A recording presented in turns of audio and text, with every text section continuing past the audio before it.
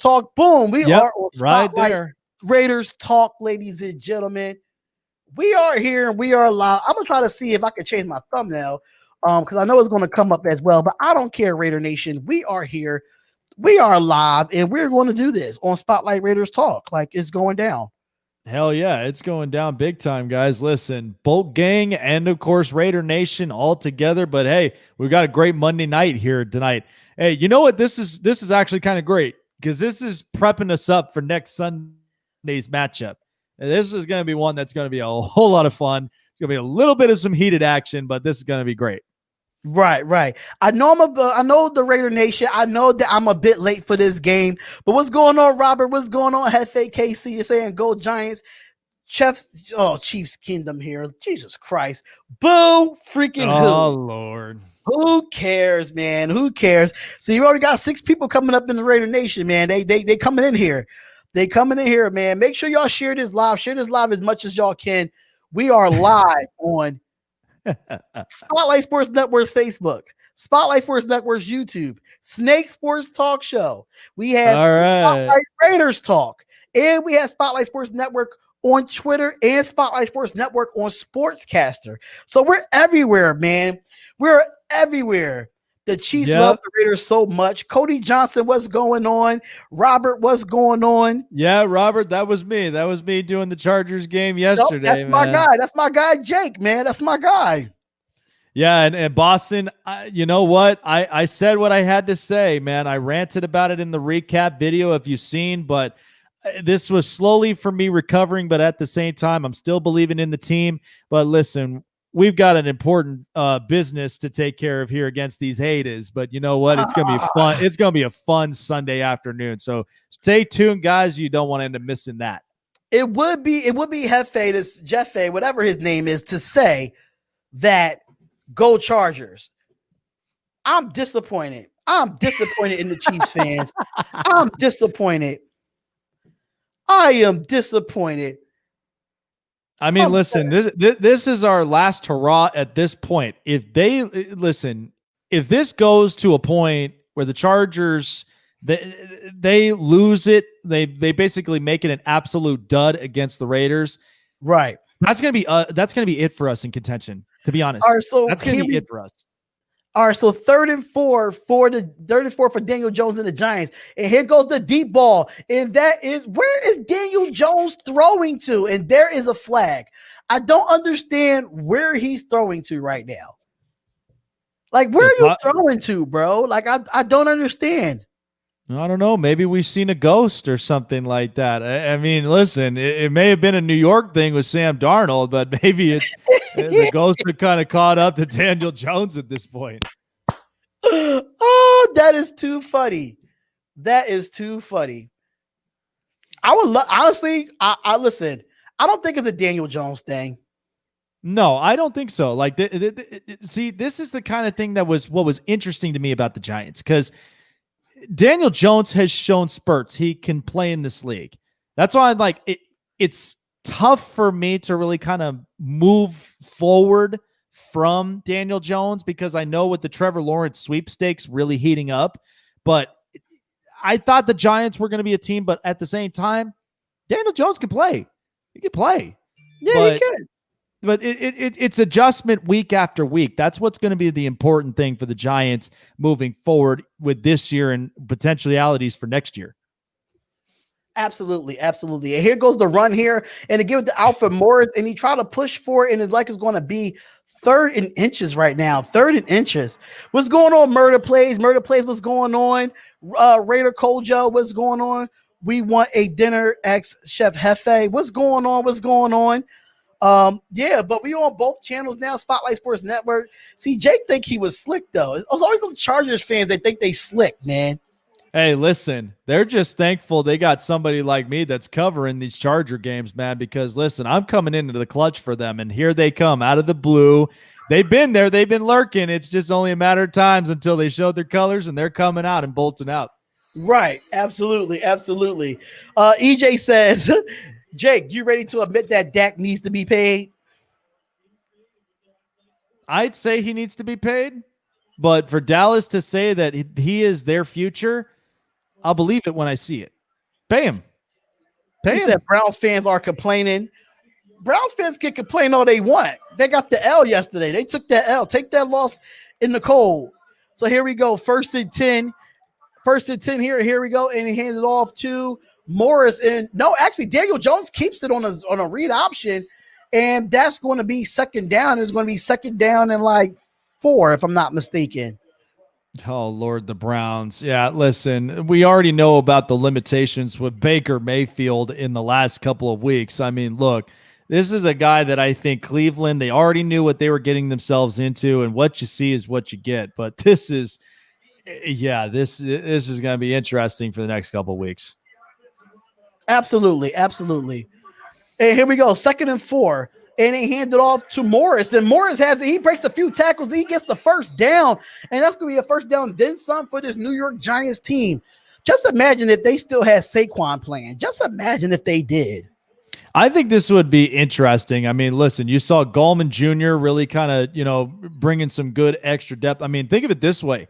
Almost kind of reminds you of years ago with the Giants when they had the elements in the run game, earth, wind, and fire. I mean, you had Brandon Jacobs, who was there as the strong man, Ahmad Bradshaw with a little bit of some wind and speed, and then you had Ward there, who just, he was just coming in as a specialist. So the Giants are no stranger when it comes to this kind of schematic. So it's interesting to see that. But like I said, these next men up, it's gonna be really fun once Saquon gets back to being healthy. So make sure y'all come on in and hit the like button and subscribe to the channel, y'all. Subscribe to all the channels, man. That's what I'm saying. We live on a lot of channels, and subscribe to all the channels, man. And Daniel Jones overthrows Slayton again, knowing that Slayton did split the defenders as well. Yeah, nice job by Darius Slayton to just get a little extra speed and just shooting himself up out there. But yeah, Daniel Jones, he's got to connect with that pass. A little bit of an overthrow, but great idea by the offense. Right, and here goes Daniel Jones. Daniel Jones hands it off to Alfred Morris, and Morris gets about 4 yards there. He's still like he's trying to go, and then they finally blew the whistle. Let me put the Spotlight Sports Network in the Spotlight Raiders talk, because on my channel I can pin the comment. Mm-hmm. So that's what I'm about to do right now. So just give me a second here. All right, so make sure y'all come on in and hit the like button for all the channels, especially Jake's channel.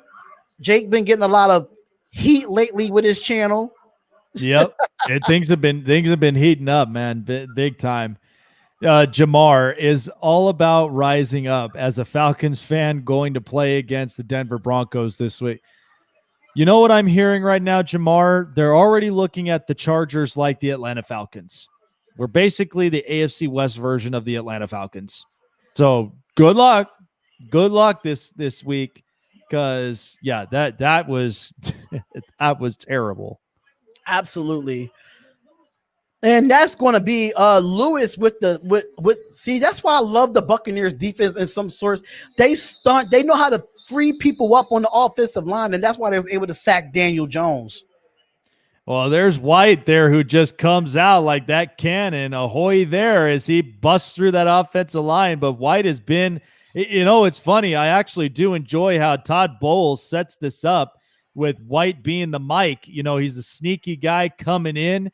And when he sees that hole, he's going to find the pressure and just take Daniel Jones down there for a loss. Nice job by this Tampa defense. And shout out to the Raider Nation, man. Shout out to the Raider Nation. Y'all coming in the chat, man. Shout out to y'all for watching this game here. I will be doing this more often. Even for Thursday Night Football, I'll be doing this. Sunday Night Football is a possibility, depending on how I feel, because I know the Raiders do have a 4:00 game against the Chargers. The Johnson & Johnson team that I'm talking to right now. Hey, so listen now. You hate us. Hey, listen now. You got Bolt fam that's up and in here, man. If we start to heat this up before Sunday, things are going to get pretty interesting. Oh, it's going to be. I can't wait. I can't wait to you come on the Spotlight Raiders talk and you be on the Snake Sports Talk show. Oh yeah, it's going down, brother. It's going down. Buenas noches, Isabella. ¿Cómo está? Oh, okay. Listen, you just threw me off there. No, hey, I'm just looking at exactly the comments from up over here. Oh, from Isabella. And shout out to Yeah. Isabella. She is a member of the Spotlight Radio Talk. She does have a membership with us. So shout out to her, man. Really do appreciate that. Oh, come on, Hefe. You calling the Chargers over the Raiders. It's only Chiefs fans that's a bunch of haters, man. Oh man. It's only Chiefs fans. Why I gotta be like that? Apparently, I guess they're defending their kingdom. I guess that's just kind of how it is. You're defending your kingdom, but you gotta forget, y'all. I guess the Chiefs fans forget that the Chargers is in the same division. I mean, I'm just saying. Yeah, but you know what? They're kind of looking at it like, well, it's the Chargers. Think about it. You know, they're just trying to keep it real as much as they can. That's just the unfortunate part from there. I'm trying to change your thumbnail, man. Chiefs fans are salty. Yeah, they still salty after their loss. Like, they still salty after their loss. It doesn't matter. So that's why they feeling like that, because they salty because of their loss. And then they get an extra pass against the New York Jets. What were the odds of that? So last 2 years for Antonio Brown, traded from the Steelers to the Raiders, then released by the Raiders and agreed a contract with the Patriots, and then released by the Patriots in a sexual assault allegations by 2 women, and now he is back in the NFL with the Tampa Bay freaking Buccaneers. Screw AB.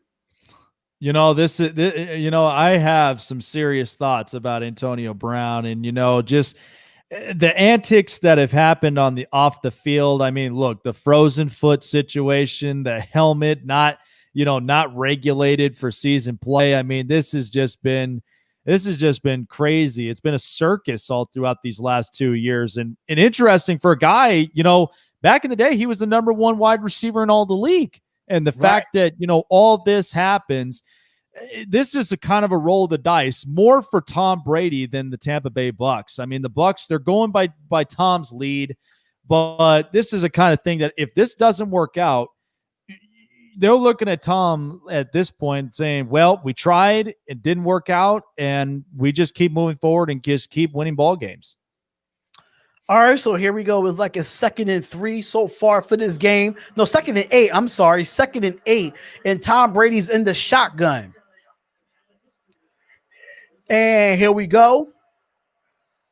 Like it's a 4 wide receiver set with 1 tight end.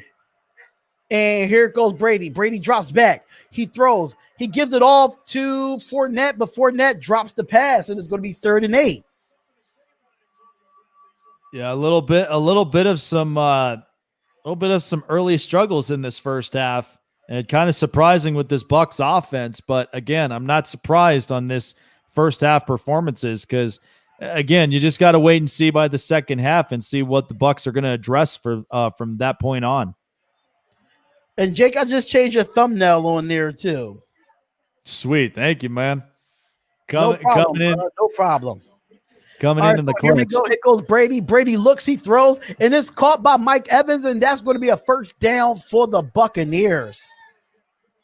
Fierce Raider, yeah, dude. Well, I will say this to Fierce Raider and for Hefe KC, because that game against the Chiefs was a coin flip. I was not sure how that game was gonna pan out, but the way that it ended, it was a great fight. But then ending it in the field goal, I mean, I couldn't be mad about it because of just the potentiality of Justin Herbert being, one of the fresh young faces of this league. I mean, he's got a lot to learn from, but he has been playing really, really well in this league. And with no OTAs and no preseasons, that's even more impressive. Right. So that's going to be a good tackle by Jabril Peppers there, and it's going to be 2nd down for the Bucs. We are better announcers than ESPN, so definitely Florida boy, definitely come watch us here. I did not realize Antoine Randall L is part of the coaching staff. I did not know that. For the Buccaneers? Yeah. Interesting. He must be a wide receiving coach or something like that. That's interesting, because I did see a lot of Byron Leftwich, and Byron Leftwich was a real good quarterback. Remember those years in Jacksonville and how he really kind of took that offense, but a little quarterback whisperer and learning it from one of the best in the game. for 20 years. I mean, that's kind of got to be surreal there if you're Leftwich. But I never thought about that with Antoine Randall. That was an interesting wide receiver too out of Pittsburgh. Yeah, quarterback turned wide receiver at that. So here we go. We got it here. So here we go.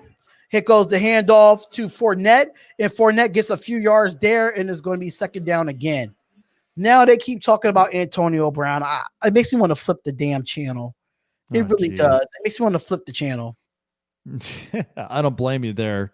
I mean, of course, the second that, Antonio Brown gets signed, now all of the media and everybody is just all over this whole story. And praising him like he's God. Like, right. All right, so second and 8 for the Tampa Bay Buccaneers. Break comes in motion. Here goes the handoff. Nobody handed off to Miller. Miller comes off the end around. He gets a block, and he's going to be a bit short, and it's going to be third down. But a good run by Miller there.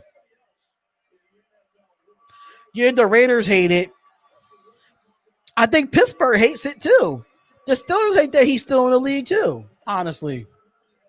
Yeah, big time. Well, I mean, think about it. I mean, the Steelers, if the way that I'm looking at them right now, they could pretty much care less if they lost AB or even lost Le'Veon Bell at this point with the performance they've been putting on these last couple of weeks and staying undefeated. But you know what? This is always, I've said this over and over again. This has been a course of history for the Rooney family and the Pittsburgh, because they've been known to have offensive weapons over the course of the years. I mean, Lynn Swann, Stallworth, Hines Ward, and Santonio Holmes, they're known for this. That's why I'm like, even if they let them go, they're gonna refresh and rebound any way they can. Absolutely. What's going on, Mike? Shout out Mike to G. Mike G, my man. He's actually a diehard Giants fan, to believe it or not. That's funny that we actually doing the game too. That's actually funny that we're doing it. All right, So here we go.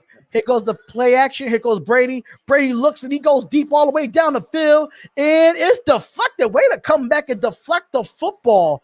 Number 24. I don't know who that was, but that was a heck of a deflection there. Way to come back in, because Mike Evans was wide open on that play.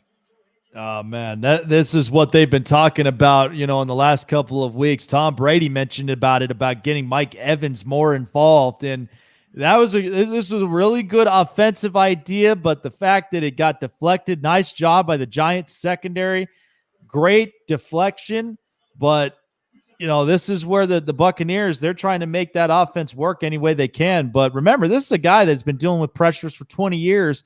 So even if you got to get, most people who haven't been involved the last couple of weeks, some more targets, that's what, hopefully Mike Evans, he'll get some looks tonight.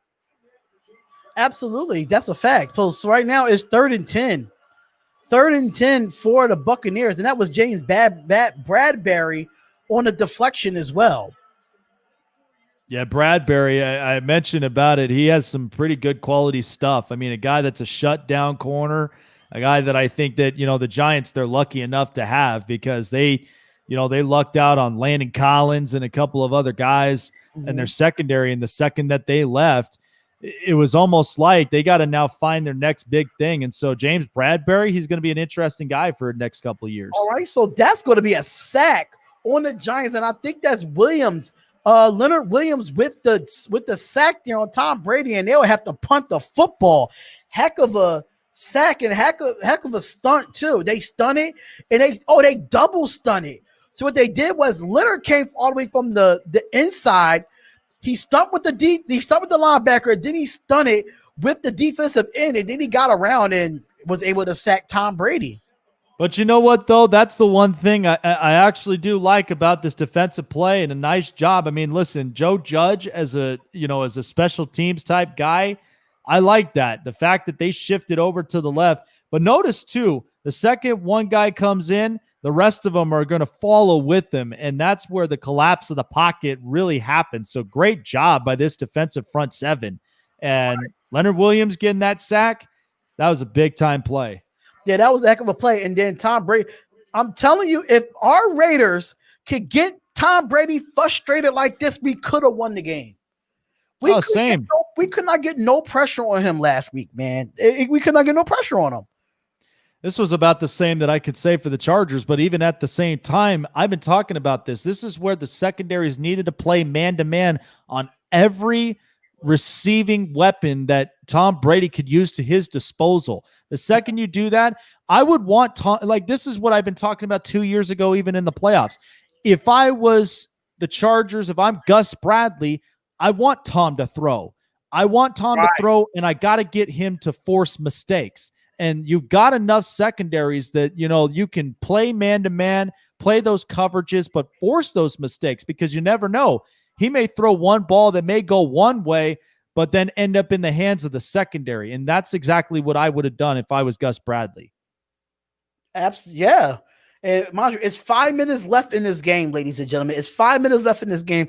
I know I decided to do this on the Spotlight Raiders Talk late, but I will be doing Thursday Night Football on both channels. I think me and Jake, we are great commentary. I think it just should be us two doing Monday night and Thursday Night Football. That's what I'm thinking. Yeah, absolutely. I like it. I absolutely like it. I'm down for it. Who plays? I'm about to find out who plays Thursday night. I think it's an interesting Thursday night game too. Let me take a look. Yeah, who plays Thursday night? Because I will set it up. I will set it up tomorrow or after this stream is done. I will set it up for the Spotlight Raiders Talk to. So Thursday night, we got a little bit of a matchup here where the Pack crew is coming into San Francisco and facing off against the 49ers. Now, mind you, the 49ers, they've been banged up left and right. Now you've got Nick Mullins and CJ Beathard who are coming in. And Jimmy Garoppolo out indefinitely. George Kittle is going to be out with a foot injury. This has been just complete bad news and injury plague for the San Francisco 49ers. But you better hope that Green Bay can rebound after last week or just this past Sunday's loss. Absolutely, yes. And knowing that it's been so many injuries, I feel bad for the 49ers. Like knowing I'm not supposed to feel bad because I'm a Raiders fan and it used to be the Battle of the Bay. But coming off knowing them having a Super Bowl and, how depleted they are on injury, I got to feel bad for them, though. But here goes Daniel Jones. Daniel Jones get the catch by Slayton, and Slayton gets a first down. That's like a 15-yard gain. First down, Giants. Robert over here. Jake is super chill. This is a duo. Keep it like this, please. Who said that? Robert. Oh, man. Absolutely, man. Absolutely. That's why I can't wait to do, Chargers versus Raiders matchup live stream. That's going to be very interesting, man. Right, yeah, so but 10. Here goes Gallman. Gallman gets and that's another first down for the Giants. The Giants are looking better than the Raiders last week for some reason. Well, the Giants, I mean, listen, with 5 minutes left of this second quarter, you got to be thinking in the back of your head, if we're going to go into halftime, we better get at least a second score here. Give us a good cushion, because if you're holding up Tampa by 3, that's when you got to get at least another score here. All right, so if you want to know Jake's channel is Snake Sports Talk Show. That's the name of his channel. Jake, if you want to put the link in the chat, if you can. I'm going to open it up right now and put the link in. Yeah, I'm going to put the link in right now. So make sure y'all go over subscribe to Snake Sports Talk Show as well. Definitely upset alert. It might be upset alert, but here goes the fake handoff. Here goes. And good way to deflect the ball. And that's going to be second down for the Giants. I need Slayton to start getting some points. Yeah, but Daniel Jones keeps overthrowing him, man. Daniel Jones keeps overthrowing him like crazy. It's been bad. Yeah, and think about it. I mean, Daniel Jones, whether it's pressure or not, that's coming right up in front of him. He's really got to lock down these passes and just get it right to the receivers as best as he possibly can. Right. Giants are running the ball effectively. Absolutely. Here goes 2nd and 10. Here goes Daniel Jones. Daniel Jones has it, gets it out, gives it to Shepard, and that's a first down. See, that's what I think the Raiders didn't do last week against the Buccaneers. We didn't get the ball quick enough. We didn't throw the ball quick enough. Daniel Jones is getting the ball out quick before the pass rush. Right. Yeah, that makes a huge difference. Oh darn. You put it in the comments on StreamYard, right? Yeah. So all the comments came up on StreamYard. I see all of them, but yeah, the link is right there, y'all. The link is in the chat. Yeah, here it comes again. Yep, Snake Sports Talk Show. All right, so third. So right now, here we go, is for the Giants. They're 2nd and 4. And they kind of close to the red zone as well. Yeah, and like we talked about with their red zone offense and just where they rank here in the league, they've actually been taking the time tonight to improve it. So this is going to be interesting. But like I said, I mean, Todd Bowles is going to review this whole thing, and he's going to figure out a way to really shut down this Giants offense. And with the 5th pick in the draft, the Giants pick up Jalen Waddle, wide receiver of Alabama. I don't know. I don't think he's not going to be the 5th pick in the draft now. You know, he broke his ankle. So he's done for the year at Alabama. Yeah, that was tough.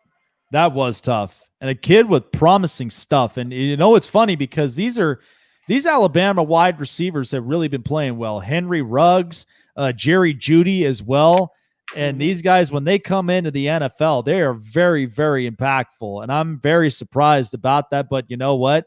These are some really good receivers, you know, and so, but we'll see what happens with Waddle. He's got some promising stuff, but to go down like that, yeah, that's one that just breaks your heart. It was just a pitch and catch. He ran, and wow, you know, they tackled him by the legs, and that's what happened. I mean, it was a freak accident. Yeah, that's what's kind of the scary thing. That sometimes is what really kind of holds your breath, makes you cringe and stuff. So what's on my hat here, Ball, is this is actually known as Self-Made. Self-Made is actually a training facility I go to every weekend, working out with a really good trainer of mine here in the Vegas Valley. I actually love it, you know, because listen, you got EOS, Planet Fitness, LVAC, and a lot of these other places. But this here is really all about the nitty gritty. Like, let's take, for instance, for all these NFL teams, you've got something where you got to restructure, refresh, and be better as a group. To me, I've got the best trainer out here in the Valley. He's a guy that breaks you down first and builds you up step by step, day by day. And I love it. I love it. I mean, listen, I was a kid that was sitting up at 181 and sitting up at 175, but was more toned and really kind of building up a lot of muscle. So it's all within the game plan. It's the game plan, the meal plan. They've got it all, man. It's awesome. Says I don't think it was a great decision to put Tua and bench Fitzmagic. I mean, Fitzmagic really didn't have a good game. I mean, the defense and the special teams won that game for Tua, but we're going to talk about that. We're going to talk about that later on in the week, probably. But I want to say this: Tuesday or Wednesday, since we don't have anything going on, we might go live. Got to talk to the crew about it first. But I was going to say this: I did say something about Miami in that morning show. I did, and I'm telling you, man, that defense for Brian Flores really did their job well against Jared Goff. Goff was just playing awful in that game that past Sunday. Oh, he did. He played god awful. It was bad. All right, so here we go. 1st and 10, and they're a little bit over there at like the 15-yard line, if I'm not mistaken. 14-yard line. I'm sorry. And here goes Daniel Jones in the shotgun. He fakes the handoff, and that's almost deflected, but Shaq Barrett with the deflection, so it's going to be 2nd and 10. Yeah, once again, this offense really working on that red zone scoring, and so that's just one they got to make bigger improvements, make bigger leaps, but you know, at the same time, you got to make smarter plays. Right. All right, so 2nd and 10 for the Giants. 2nd and 10 right now, and here we go. And Ingram comes in motion, fakes the handoff. Here goes Jones. Jones gets it out quick, gives it to Ingram. Ingram misses a tackle, and he dives in. Does he get the touchdown? And he dives out, though. He's lucky he's going to be at the 3-yard line. But I don't know. He really dove really far for that touchdown. See, this is what happens when you get the ball out of the quarterback's hands quickly against this pass rush. Yeah, this pass rush is got that. Yeah, this pass rush is coming at you with some serious fire, and that's what Todd Bowles loves about his front seven. This is shit. And that is a touchdown Giants by Gallman Jr. Another touchdown for the Giants here, and we might have ourselves an upset if the Giants beat the Buccaneers, and we can't. I am so disappointed in my Raiders. Hey, listen, you'd be disappointed in your Raiders. I'd be disappointed in the Chargers. I mean, my God, they were coming at him with stink, and they're looking better than both of our teams right now. Well, it's just like we said, we can't start judging up to this point, no pun intended, but Joe Judge is really making this work every week. It's interesting. It's interesting stuff. Like, the Giants is not that good, and the extra point is good. And we have a 14-3 lead, a surprising lead going into. Oh man, that was just a great drive. A great drive.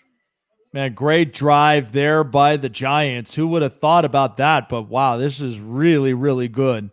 That's what I'm saying, Fierce Raider. Why the Raiders couldn't do this?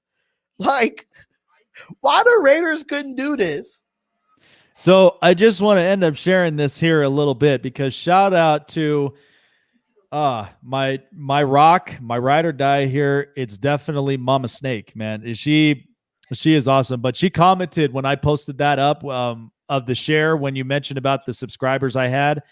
She said, "Congratulations, Jake. So proud of you. You can hear your heart and soul in your broadcast. It's always amazing to see someone do what they are meant to do. I wish you continued success. Study and perfect your craft and watch your stars rise." I mean, that's the one that you that's probably the best words and perfect words you could put right there. Absolutely. Shout out to Mama. Snake, man. Shout out to Mama Snake. Mama Snake, I'm coming to Vegas soon, so trust me, if you're watching this, you're going to meet me real soon. Absolutely. Trust to believe, because I seen the potential in this man when I added him onto the network. I seen the potential, and I gave it a shot. I'm like, let me see what he could do. And I saw his channel, and I saw that I heard his podcast, and I reached out.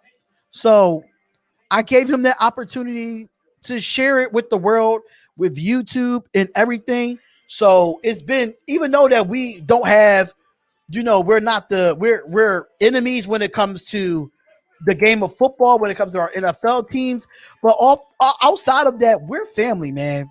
We're family. Yeah, we're family in this network, man. And that's just one of the biggest things. And I want to say, for a lot of the guys, like a lot of Bolt gang, Bolt fam up over here, even for Raider Nation, thank you guys so much. I'd seen a couple of some Raider Nation fam up over here subscribing to the channel as well.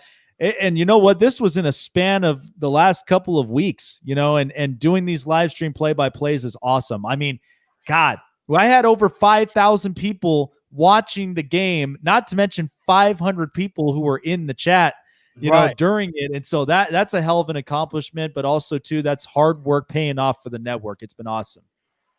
I know you can't afford Tampa to lose this game, but right now the Giants Giants got their number, and they're winning the battle up front. They are winning the battle up front. Yeah, real good improvement by the Giants for sure. But we'll talk a little bit more about just what we see from this overview of this first half and what they need to address for this second half. Hey, shout out to my pops right there, Mike Garcia. What's going on, Pop? Glad you could join in here on the live chat.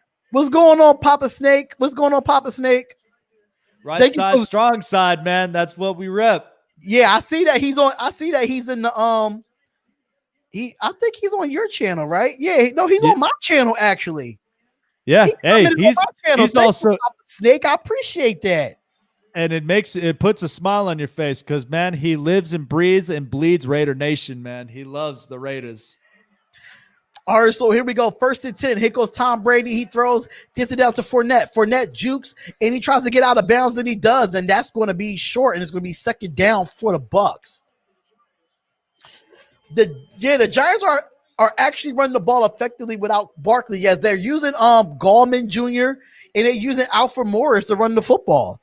Well, looking at that expression on Tom Brady right there, slamming the helmet down. Now, remember, guys, he knows what down it is, but this is more of a frustration of just overthrows, throws that he can't even get to his wide receivers, and that's just something that is a personal frustration. But even so, that's something that the team, they got to reestablish the communication and really work this offense to get some scores in.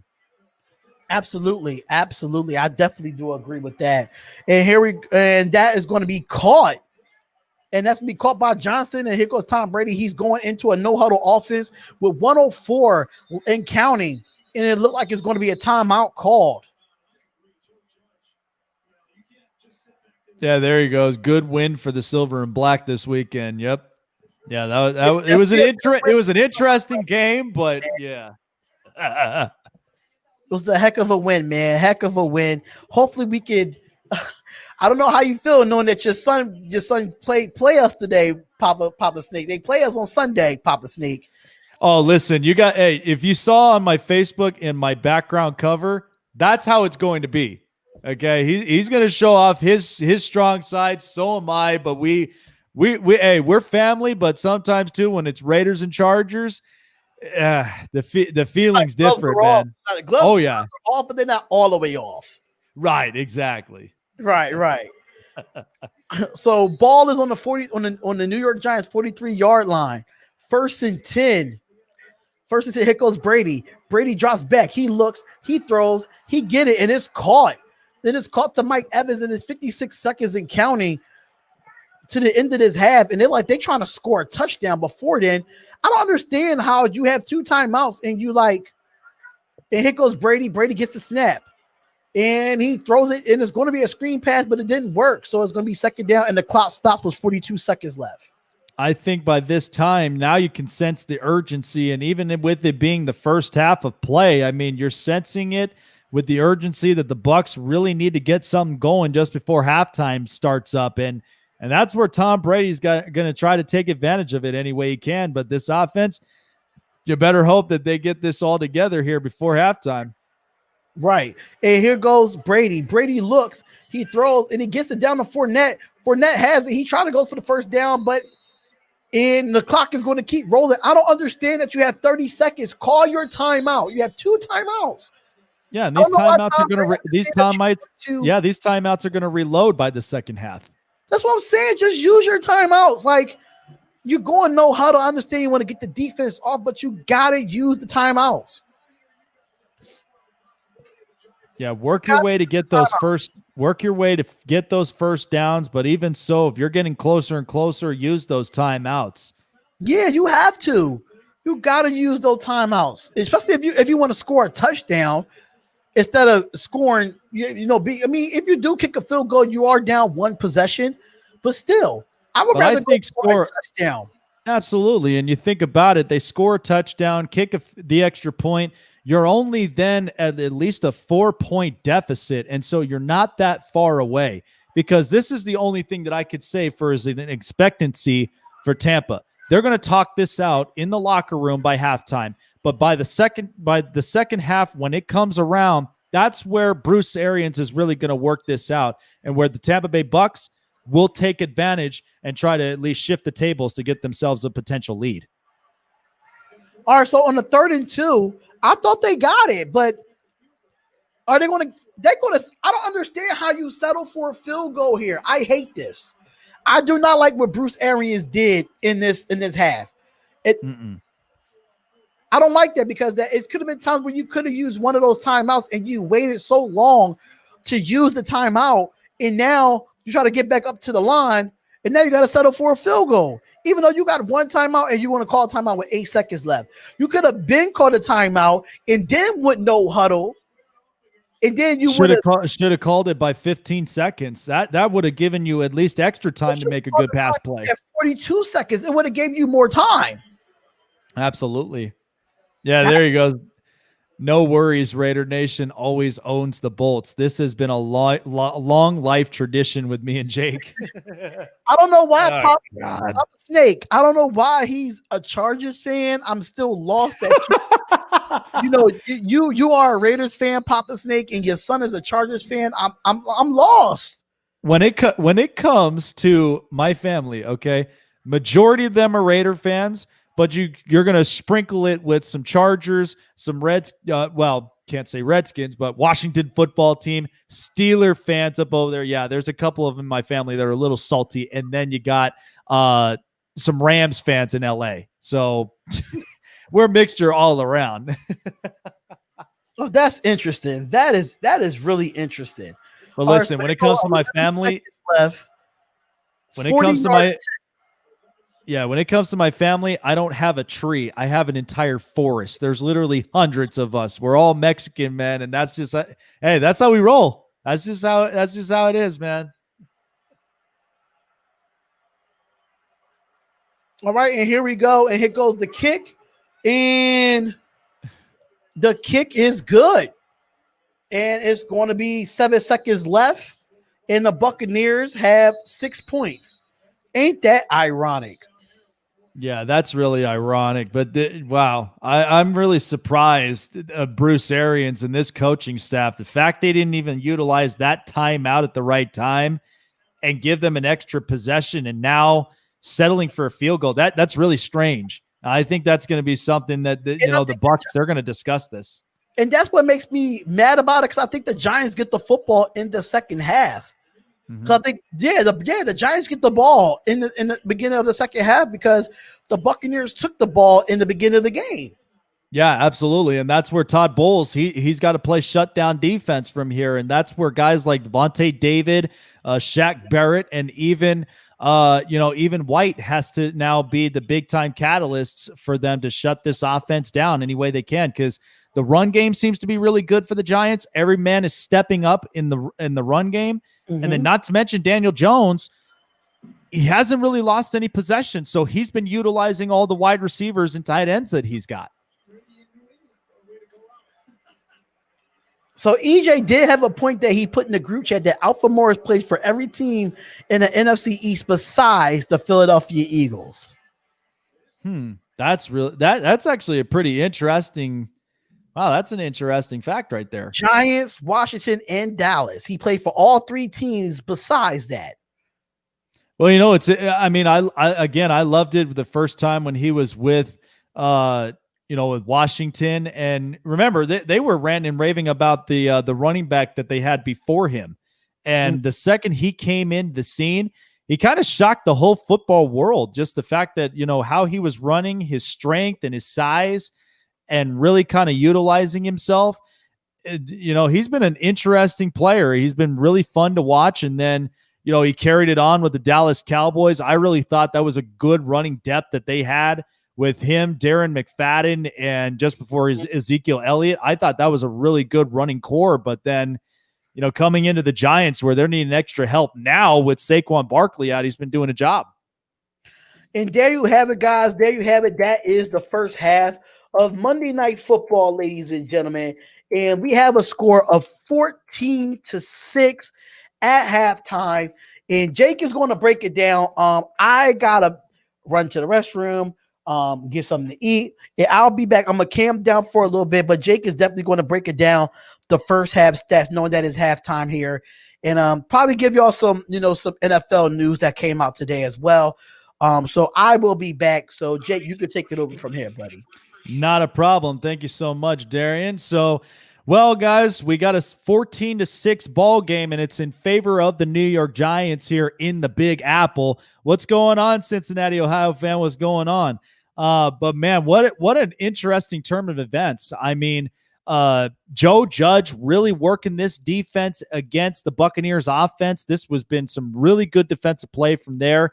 But the biggest struggles right now has been the Tampa Bay offense. Tom Brady overthrowing to some of his wide receivers, not taking advantage of some of these situations. This has kind of been the interesting stuff with the Buccaneers. But the Giants, however, this run game with Wayne Gallman Jr.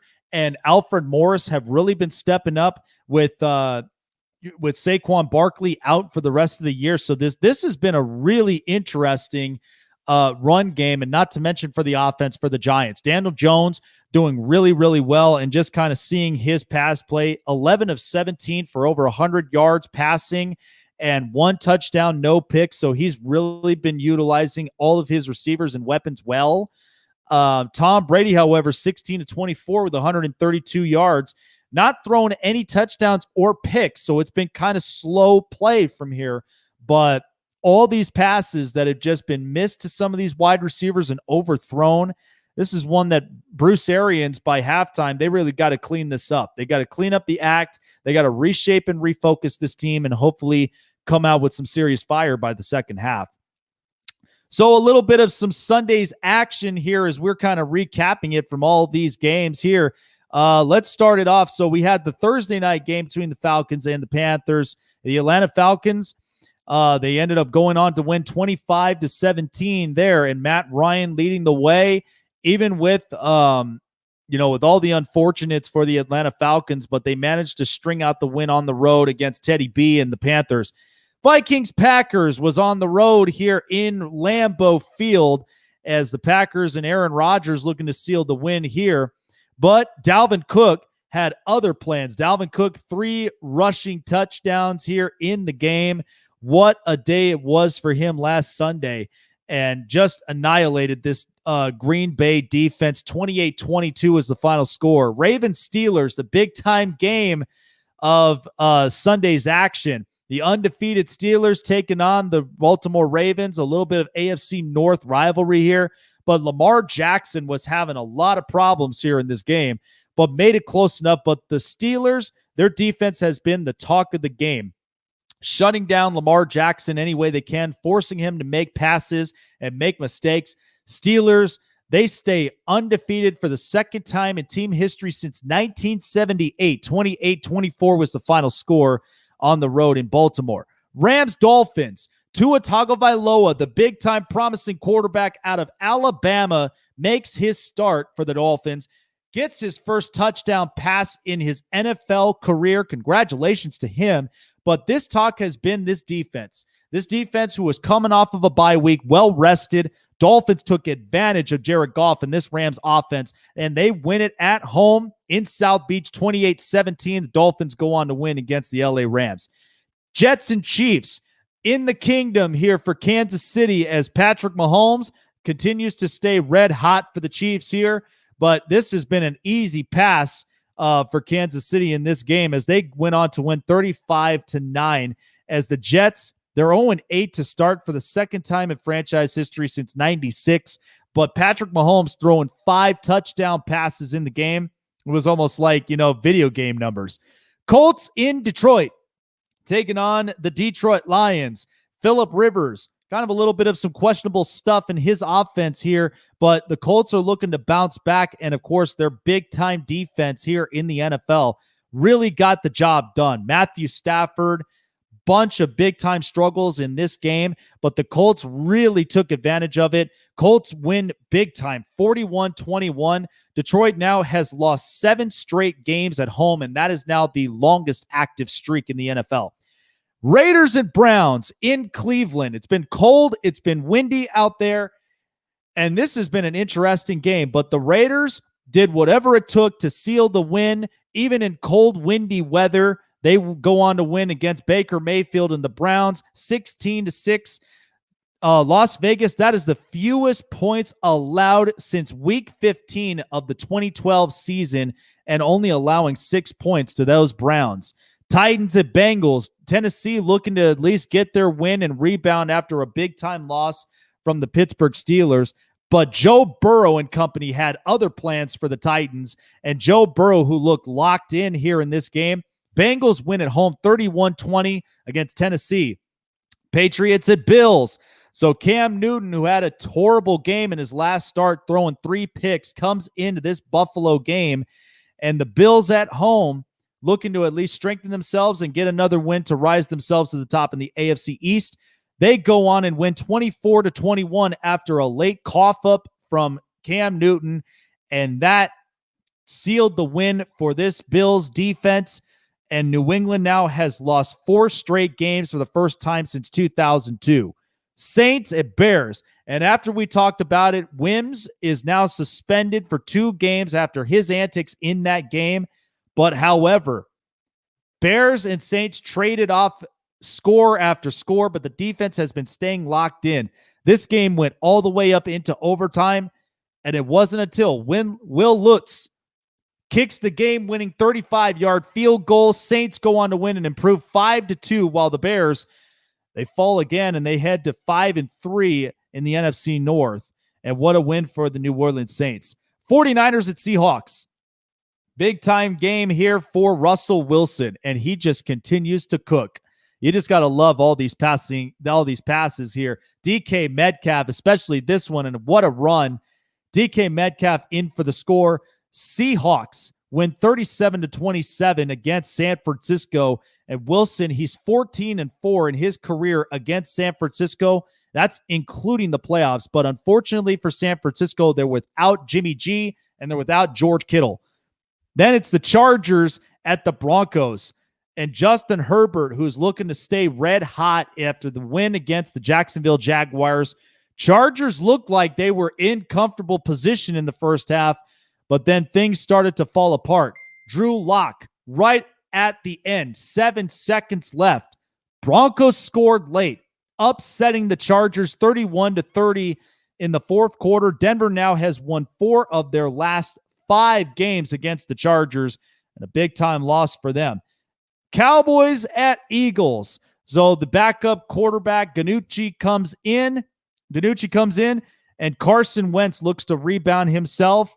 Philadelphia, their defense was definitely working against the Cowboys, forcing the pressures, forcing the ball off, and they win it 23-9 to stay atop of the NFC East as they stay up in first place. And so in this game, as well as we're here at halftime, 14-6 in favor of the New York Giants, as we'll be back soon here after these commercial breaks. But man, what a big time week. What a big time week that it was. Bunch of upsets. Kind of some interesting perspectives on all of these teams. And as we're getting into trade deadline tomorrow, it's going to be a lot of fun. A lot of moves to be made. I think it's going to be interesting. And some of these teams that are in contention for the playoffs, they're going to be making some moves to fill in some holes. And let's see what it ends up for tomorrow.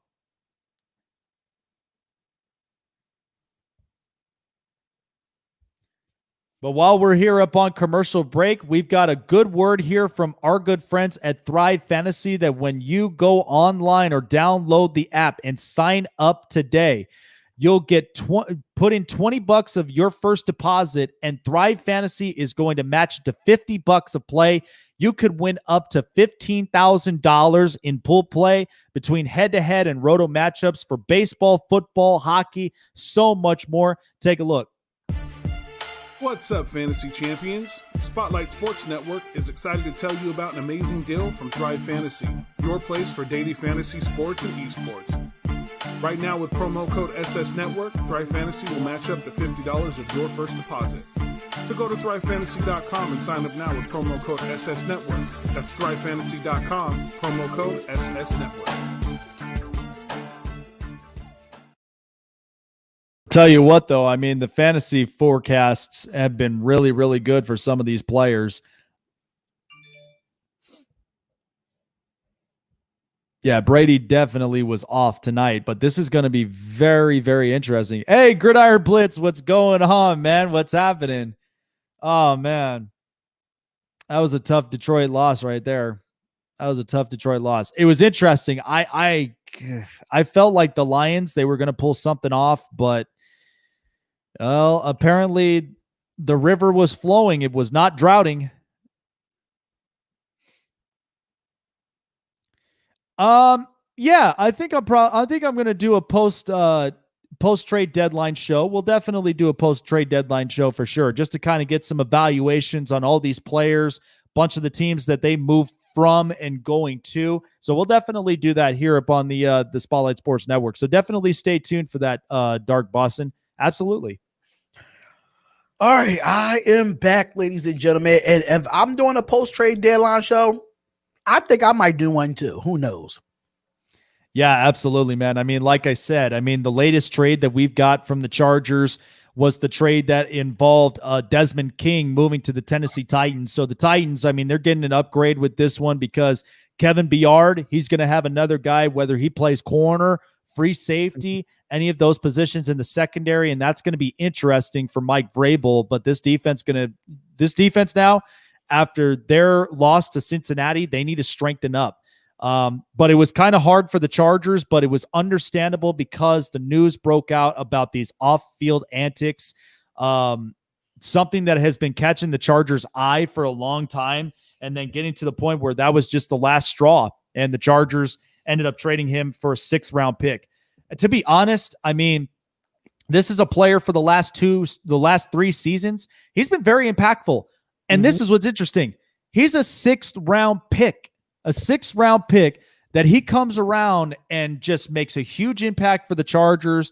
But this type of play, you would have hoped they would have got a 3rd or a 4th-round pick, in my opinion. But the way that they did it, it's understandable. But this is where the Chargers really got to revamp and refocus and hopefully rebound themselves, because now every job is on the line. Nobody's safe up at this point. Anthony Lynn, Gus Bradley, everybody is going to be held accountable if they lose to the Raiders this Sunday. Oh, that's going to be an interesting game to watch. It's going to be a very interesting game to watch. So make sure y'all hit the like button and subscribe to the channel, y'all. Subscribe to all of our channels, which is Spotlight Raiders Talk, Spotlight Sports Network, Snake Sports Talk Show. Then you look in the descriptions of all of ours, you can see all of the Spotlight Sports Network team in there as well. So make sure y'all subscribe to everybody at the Spotlight Sports Network. And folks, we're already on the road to 1,000 subscribers for the network. Myself just hit 200, and now we're taking the next step further to getting into 300. So make sure you guys subscribe, hit the bell button. Don't miss out on live play-by-play reactions, highlights, recaps, and some news talk from all of your favorite teams, your favorite hosts on the show. And of course, by the way, go online to the SpotlightSportsNetwork.com. We've got some merchandise from all of your favorite hosts on the show. Definitely gear up. We got t-shirts. We got hats. We got hoodies because it's going to be cold weather season. We got cold weather season coming around the corner, and there you go. For all of you Raider Nation fans, definitely catch up on your Spotlight Raiders Talk hats. We got them available. Just go online to the SpotlightSportsNetwork.com and start shopping for merch today. Yep, and we'll have stuff for the holidays as well. We will have discounts for the holidays, so that's definitely going to be decent. But just want to let y'all know that Deion Lewis did have a great kickoff, and it's at the 45-yard line. And here goes the run from Gallman. Gallman gets it for about 3 yards there, and it's going to be 2nd down for the Giants. Yeah, looking at Daniel Jones and just the completion that he had in that first half, that has been really, really good for their offense. They're looking to step this up here in this second half of play. Right. Absolutely. So here goes 2nd and 8 with a 3-wide receiver set for the Giants. And the Buccaneers are trying to blitz as well. They're not trying to disguise it, but they are disguising it because there's more people on the line. But they might go back into zone. What's going on, Just Be You, Ty? All right, came through to like. All right. Daniel Jones, and he throws, and it's intercepted. Davis with the interception, and now the Buccaneers have the ball. What's going on, Just Be You, Ty? What's up, man? What's up? What's up? No, not even man. What's up? What's up, beautiful? What's going on? What's going on, beautiful? I gotta respect you because you're a woman. What's going on, gorgeous? What's up? Wow, talk about that. This is exactly what I had said about, before, once it was in halftime. Todd Bowles he's really revamping this defense up. Whatever the mistakes were made in that first half, he's going to find any way that he can to rebound in the second half, and there you go. They took advantage of it big time. Sure did. Yeah, I know I'm silly, but I can't be calling you one of the bros, I gotta respect the women that's in here, and here goes the throw, and they give it to Jones. Jones has it. He gets a little stiff arm, and he gets about 8 to 9 yards there, so it's gonna be 2nd and 1 or 2nd and 2. Ooh. And the one thing that I got to say, even on that play on the interception, great job again by that front seven of Tampa Bay, because they were coming in, pocket was collapsing, forcing pressure, exactly what you needed to do. And Daniel Jones, unfortunately, just threw a dud of a pick, and that forced a mistake on that pass game for the Giants. Yeah, the pressure definitely killed them. The pressure definitely killed them there. So like it's going to be a first down by Ronald Jones. So like we just said it, 34 turnovers in 20 games. That's the most since Ryan Leaf. First 41 in the first 20 games from 1998 to 2000. Ryan Leaf. I know you don't want to hear that name again. No, I don't think any of the Bolt fam wants to hear that name whatsoever, man. Oh, Lord. Talk about it. What a small world that apparently seems to be with these statistics. And that's going to be an incomplete pass that was intended for Miller. And that was in double coverage. And Brady did throw it into double coverage there. Yeah, tough decision to make it for Tom Brady. But this is kind of where, a lot of fans in Tampa, they were excited for when Tom Brady came in. But at the same time, they reserved some concerns there because, you can't play this game forever. We know he's playing like he's Father Time. The sands just don't end, but still, there are some reservations of how Tom Brady is really going to favor here in this pass play. All right, so there goes the catch by Ronald Jones again, and that will be third down. Be third down for the Tampa Bay Buccaneers. Can the Giants get them off the field? Remember to knock it off to the reporter. I don't know what that means, Raider Koja. I don't know. Not Father Time. Yeah, not Father Time. Well, I mean, listen, if you're either talking about Father Time or you're talking about Old Man Rivers, okay? Right. And that's going to be incomplete. That's going to be incomplete and downs with the deflection, and that's going to be 4th and 2, and the Buccaneers will punt the football, or they're going to go for it on 4th down.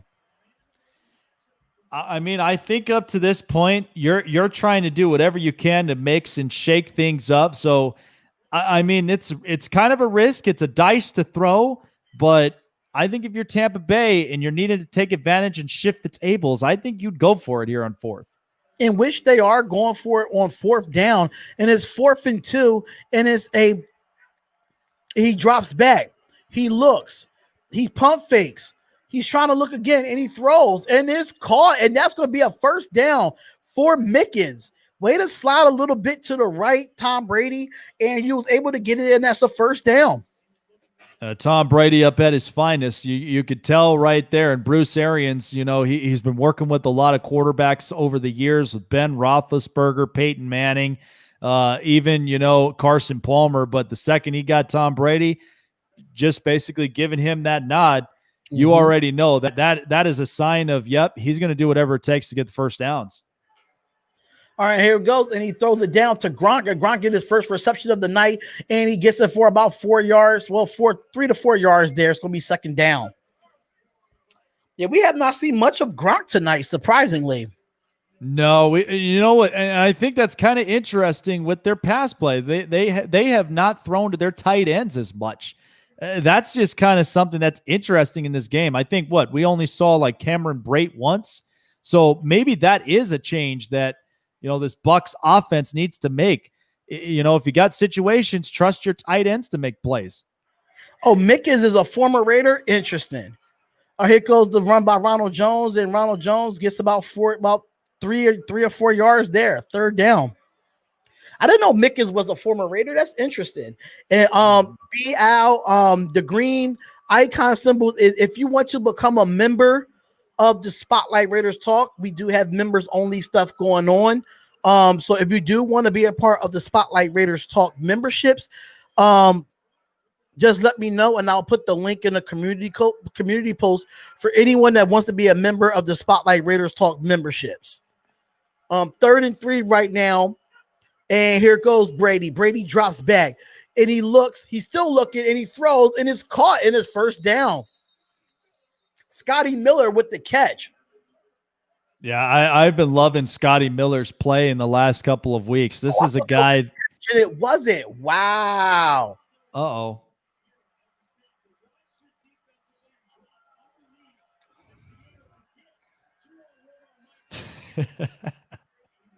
Yeah, the Chiefs. I thought he caught that. Oh, that hit the ground. Yeah, that definitely hit the ground. So here goes another field goal for Ryan Suckup. Surprisingly, they could have beat. Sorry, my Raiders could have beat this team, man.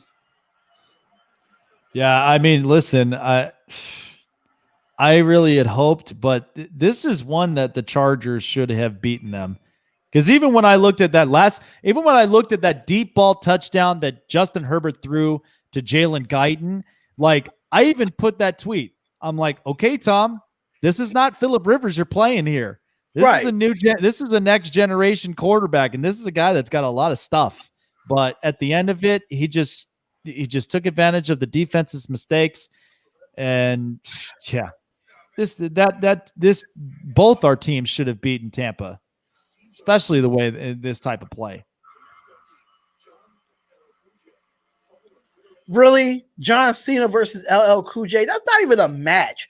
Verizon, I don't know what the hell y'all thinking. What the hell? What are y'all thinking? Who decided to promote that? I want proof. Who decided to promote that? Come on now. Isabella B. Hours talking about the membership color, because you know when you comment in the chat, it comes up green because you're a member of the Spotlight Raiders Talk. So that's what they asking. They asking because of why the green comes up on, like why your name comes up green, because you're part of the memberships. That's why. Chiefs, Mahomes will get 5 Super Bowls, so I'm not worried. Oh Lord. I don't know if he'll get 5 Super Bowls, but I think he'll get 2 or 3. I don't know about 5, but he'll get 2 or 3. Man, listen, for as long as I have been a fan, dude, I'm only waiting for that first year. You know what's kind of funny? I was talking to this. I'm sure you probably had talked to Key about this years ago when the Eagles won their first Super Bowl. Like my buddy had been waiting for a long, long time. The franchise had been waiting for over 50 years to win their first Super Bowl. And to me, it's like I'm in that boat. I'm in that boat right now that I'm like, this is where this organization and this coaching staff has got to get it right. The one thing that I'll never understand is why the team ended up firing Marty Schottenheimer after a 14-2 season. That is one that is mind-boggling that I'll never get over the years. Right. It's ridiculous. But this team has so much, and that's what bothers me, because I'll be honest. I know the Raiders bolstered their roster, but even when you look at the Chargers as well, this is one that even some teams in the league wishes that they had a roster like this. But the fact that they're performing at 2-5 is just inexcusable. It's ridiculous. I don't even know what to say when it comes to that. I'm just being honest. Like you kind of have to look at it from the ins and outs. Yeah. So that's like it's going to be a touchback, because I really don't have no response for that. I really don't. I mean, look, listen, Sunday is going to be a fun game. I mean, Derek Carr against Justin Herbert. That, again, I love Derek Carr, and I think he fits well for this Raiders organization. That's why I keep saying about it. Carr fits this organization. But it's going to be fun to watch, both these young quarterbacks go toe-to-toe in the pass game, and I can't wait for Sunday to come around the corner. All right, so here we go. 1st and 10. And Shepard comes in motion. Here's the handoff to Gallman, and Gallman gets back to the line of scrimmage, and like it's going to be a 1 yard. And now the Buccaneers defense is getting hype here. I don't know. I think Hefe is a real low key Raiders fan, because he's always in my Raiders chats, man. I don't see him in like I have Kansas City YouTube content creators on YouTube, and I don't see him in no Chiefs content creators chats. I don't. Oh Lord, he's just like he's probably lurking. He's lurking in, man. Yeah, I'd be he's a troll. surprised. I'd be surprised if Hefe came in the Chargers live stream, man, and he's lurking up. Like, come on now, are you lurking everybody in the AFC West? Apparently, that's just what it seems like. All right, so here we go. 3rd and 3. You in every NFL chat, so you're just an NFL troll. Yeah, right. Fierce Raider. Yeah, Schottenheimer. Mahomes jersey. Wow. You are tripping. Something's wrong with him. Something's wrong with him. Here goes 3rd and 3. Here goes He's Daniel on one apparently tonight. Down the field, and he overthrows Shepard. God darn it, Daniel Jones. Well, he was definitely jonesing out of that throw from the looks of it. Come on, Daniel Jones. Shepard was wide open. You got to see this play, bro. Wow. You got to see this play. There's no way. You got to take advantage of that. Oh, man. Isn't it interesting enough that we've seen that from Tom Brady in that first half, and now almost from Daniel Jones. Yeah, you're seeing this from Daniel Jones. And again, I mean, I don't know if this is a possibility, but the tables slowly but surely shifting. But yeah, this is an opportunity you cannot let slip away. Yeah, you can't. You can't let slip away. And then the thing about it is the Giants, it's not even letting them get in the red zone. The Giants defense is not letting them get in the red zone. They're not scoring touchdowns. They got 3 field goals on the night. So the Giants defense are doing their job. It's the Giants offense that's not doing their job. That's the problem. And it's interesting because you even think of just the run game. I mean, the run game had been superb, but yet this passing game has not been looking on at this point. Twan, what's going on, Twan? What's up, brother? Shout out to Keep Pounded TV. Keep Pounded TV is a Carolina Panthers YouTube channel. I was able to be on there in week 1 against the Carolina Panthers. And me and Twan, we just been cool ever since, man. They come in to support the chat.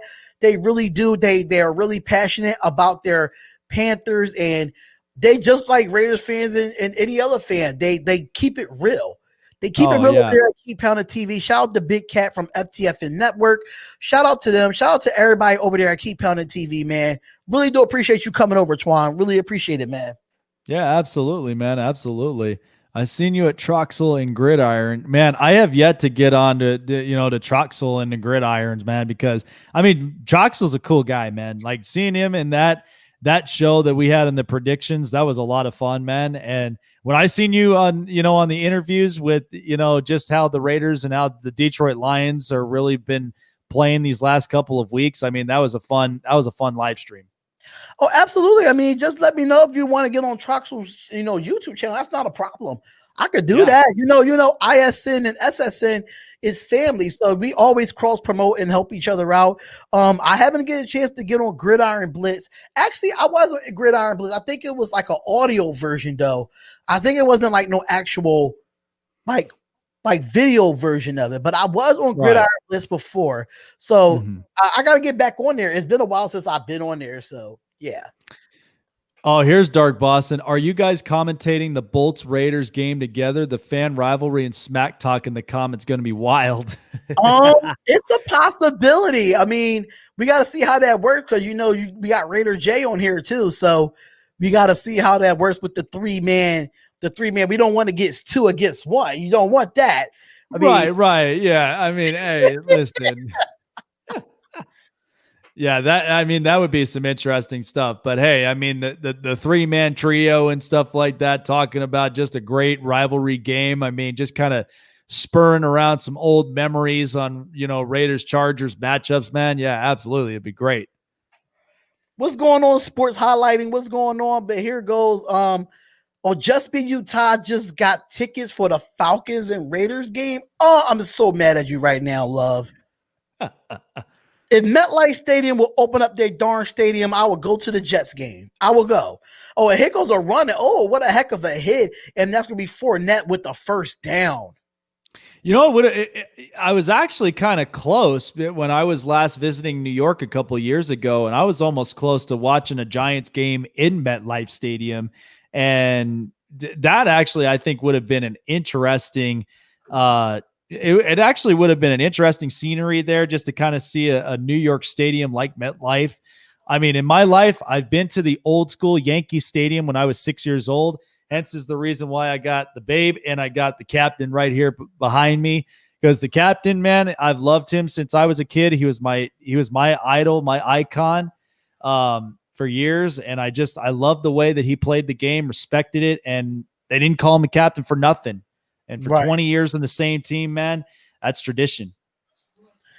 So Twan says, Spotlight, beat the Falcons. We will beat the Falcons.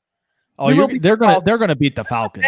Julio Jones get traded to the Raiders and we play the Falcons. That's going to be interesting. It's a possibility, but here's the real question: if that was a possibility, do you think Henry Ruggs would be okay to trading that 11 number and maybe settling for that's tough. Julio Jones would never wear 11 as far as Henry Ruggs wear 11. It won't happen. I don't think that. Oof, that would be tough. That would be tough to see Julio Jones in a different number, but you just never know. But Gronk did get the first down. Right now, third quarter total yards is 84-9 with the Buccaneers with 84 yards in the third quarter. And here goes the Buccaneers. They fake handoff. Here goes Brady. Brady throws it up and overthrown to Mickens, and that's going to be second down. Yeah, talk about, a turn of events when it comes to these yardages. I mean, this is a turning table, a twist and turn, but this is where, the Buccaneers and Bruce Arians, you better hope that you turn this around and hopefully get a score, because yards is one thing, but it means another if you're not scoring touchdowns at this moment. Right. Make sure y'all come on in here and hit that like button, y'all. Hit that like button. Oh, Mary Dolan, don't spam. No political talk in this chat, please. Do not spam.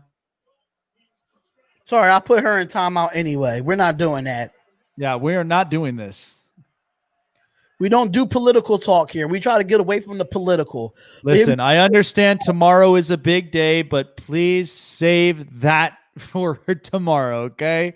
I've already voted and I have spoken, okay? I'm done. I'm not doing this. That's why I can't wait till tomorrow's over so we could get all this political president stuff out the way and we can move on with our lives. I mean, listen, I'll just be doing this. I'll just be looking at the phone, and if I get a notification, I'll be like, cool. The one notification I won't look at until after trade deadline is over tomorrow. I don't know. So they're going for 2 here. So it is a touchdown by the Buccaneers, and they're going for 2 right now. I like it. I like it. I like the guts. I like the grit, and I think this sounds about right. The 2-point conversion is no good. So now it is a 1-point game, ladies and gentlemen. It is a 1-point game, 15-14. The Bucs has scored, and now they're in front in this third quarter. And the touchdown was by Rod Gronkowski. Yeah, now this is where, and this is what's funny, because now Tom Brady didn't utilize the tight ends as much in that first half, but this second half's been a rewriting story. And whether it's Cameron Brate or Rob Gronkowski, he got it right there to these guys. Now he's really utilizing these tight ends here in the second half. They said, Fierce Raider said that he's not voting. Fierce Raider, I mean, this year, honestly, I wasn't going to vote either, but this year and the way this year went, it's very important that everybody go vote. Yeah, everybody's got a voice. Last 4 years went. I mean, I don't like to talk political, but just saying, knowing tomorrow is election day, it's very important to go out and vote for right. Go ahead, Jake. Yeah. And let me just say this for long story short, just to kind of keep it short and simple and sweet. But the fact of the matter is, whatever your positions are, okay? Republican, Democrat, blue, red, doesn't even matter what color shirt or tie you got. We're all American from this point forward, and your voices matter. Because listen, but I've always had this saying here, and I know that times have been tough and uncertain up to this point, with everything kind of happening, with the pandemic and so much more. But listen, I've always been living with this code. If you bleed the same color I bleed it red, you are a human being to me, regardless of anything at all. But your voices matter. We all have a voice. We all want change. And listen, we're the most diversified country worldwide. Let's keep that status quo, because to make America great again, it starts by us. So go vote, go and get your voices heard, guys, because tomorrow is the big day. Let's make it happen. Let's bring upon change to America and make this a great place again. Right. Absolutely. Absolutely. Make it a great place again. Make it, make sure you pick the right president. I mean, I'm not saying who, but I'm not telling you who I'm picking, but at the end of the day, it's cool. But at the end of the day, shout out to Omar with the $2 donation on the Spotlight Raiders Talk. Shout out to Omar saying you can't say the Raiders couldn't beat the Bucs when they're lost. Well, they're not losing right now. They're actually down 1. And My City, My Game said it himself. How the hell did we lose to the Bucs? I don't know. Same here. Hey, listen, I could say the same exact thing. I don't know. But of course, that's what your spiritual beliefs. Oh, it's understandable. It's understandable. Okay, he needs to be deleted by moderators. Stop if we can't moderate and break the rules. Yeah, that's true too. Because what is Argo saying? He's saying, all right, so he must have to be. I'm putting him in timeout. Don't worry about it, y'all. I got it. Yeah. Yep, he's in timeout, so he's good. Okay, so Argo, you have to go, bro. Now you have to go. Now you have to be blocked. Sorry to say. Now you got to be blocked. Man, just before but I'm not doing that in here. We're not doing what's going on? What's going on, Aiden Hill? We got a Bucs fan up here up on the chats. What's going on? What's up, Aiden? What's going on, man? Yeah, and looking at just before they ended up starting to play, the quarterback and receiver duo, man, I loved seeing that number at 114 between Peyton Manning and Marvin Harrison. I will say this. I mean, we've got our colleague who's a diehard Colts fan and a Pacers fan from Indiana, EJ BRYAN, for the bench report.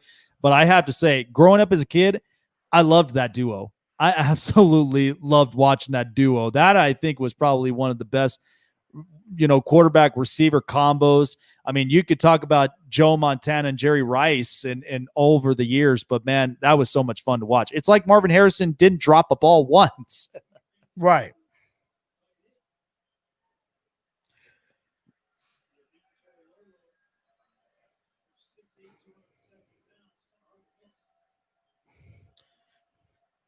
Well, at least with this point, with the Buccaneers changing the lead score, you better hope that there's going to be a lot of physicality here, with this defense kind of coming in, wrapping up close to this third quarter. All right, so here we go. So, just to let y'all know, like, it's gonna be different. The guy's going to be coming in talking about some trolling stuff. So make sure the moderators in all channels, just make sure that you're okay. So now, Hefe, you got to go too, because you're doing the most. I liked you. I thought you was a Chiefs fan, but now, Hefe, you're in the way now. You're in the way. Like, come on, we're not doing that here. We're not doing that here. And we're not. Like, I just like they gotta go. Yeah. But it's like it's gonna be a 14-yard game. Let's get back to football, please. Yeah, let's get back to football. We got a fun game here going on. Let's make it happen. We got a good game coming on here. We got on the Raiders channel, we got 28 people in the chat on the Raiders channel. So we're not going to be doing all that here. So 3rd and 1, we're going to get back into playing football. We want to get back into playing football because you don't want to have this stream to be, yeah. So here goes Daniel Jones. Daniel Jones has it, catches it, and that's gonna be a first down for Evan Ingram as well.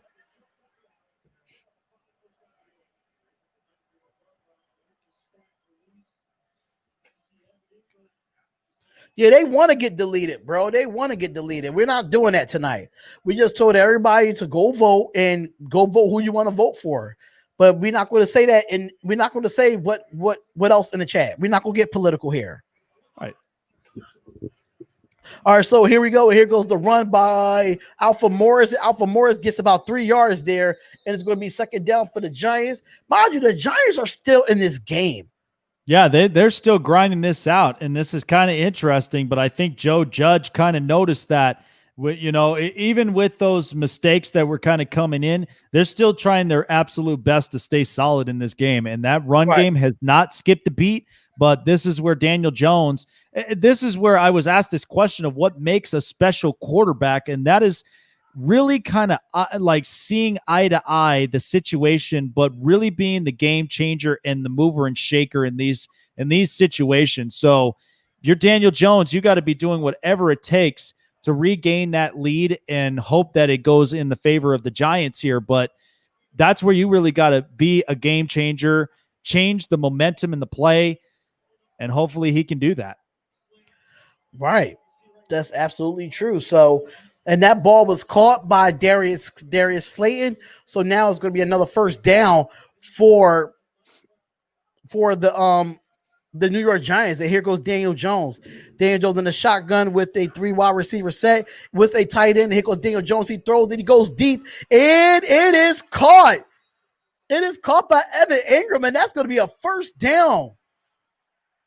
Well, how about that? 2 big-time plays, that one play from Darius Slayton and Evan Ingram now coming in with a big play. That's good readjustment by Daniel Jones here after the last couple of throws he's made. But wait for Evan Ingram to go get that ball, though. When Evan Ingram is healthy, he's good. And here goes the run. Here goes Alpha Morris. Alpha Morris gets tackled from behind, and that's going to be a loss of 2 or 3 yards there.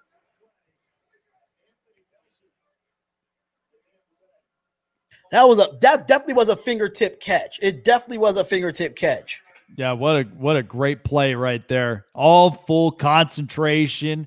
Just and this is funny. I mean, listen, I play outfield for baseball, and the one thing you trust, like football, you trust your hands, but even in baseball, you trust the glove. So when you get those over-the-shoulder type catches right there, you're hoping for it to fall right in your hands, but get a good grip on that football to give you extra yardage and get your team down in the red zone position.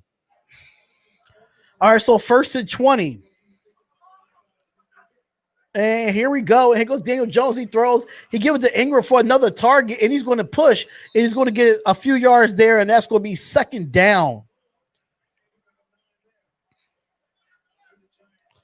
It's going to be second down for this Giants team. Can they they right in the red zone, too. They're close. They can score on this here. If they could go back and forth, if the Giants can go back and forth with the Bucs, we damn sure can. Same here. And here goes Daniel Jones. He's looking. He throws. Another catch, but no, that was incomplete, but it was intended for Evan Ingram.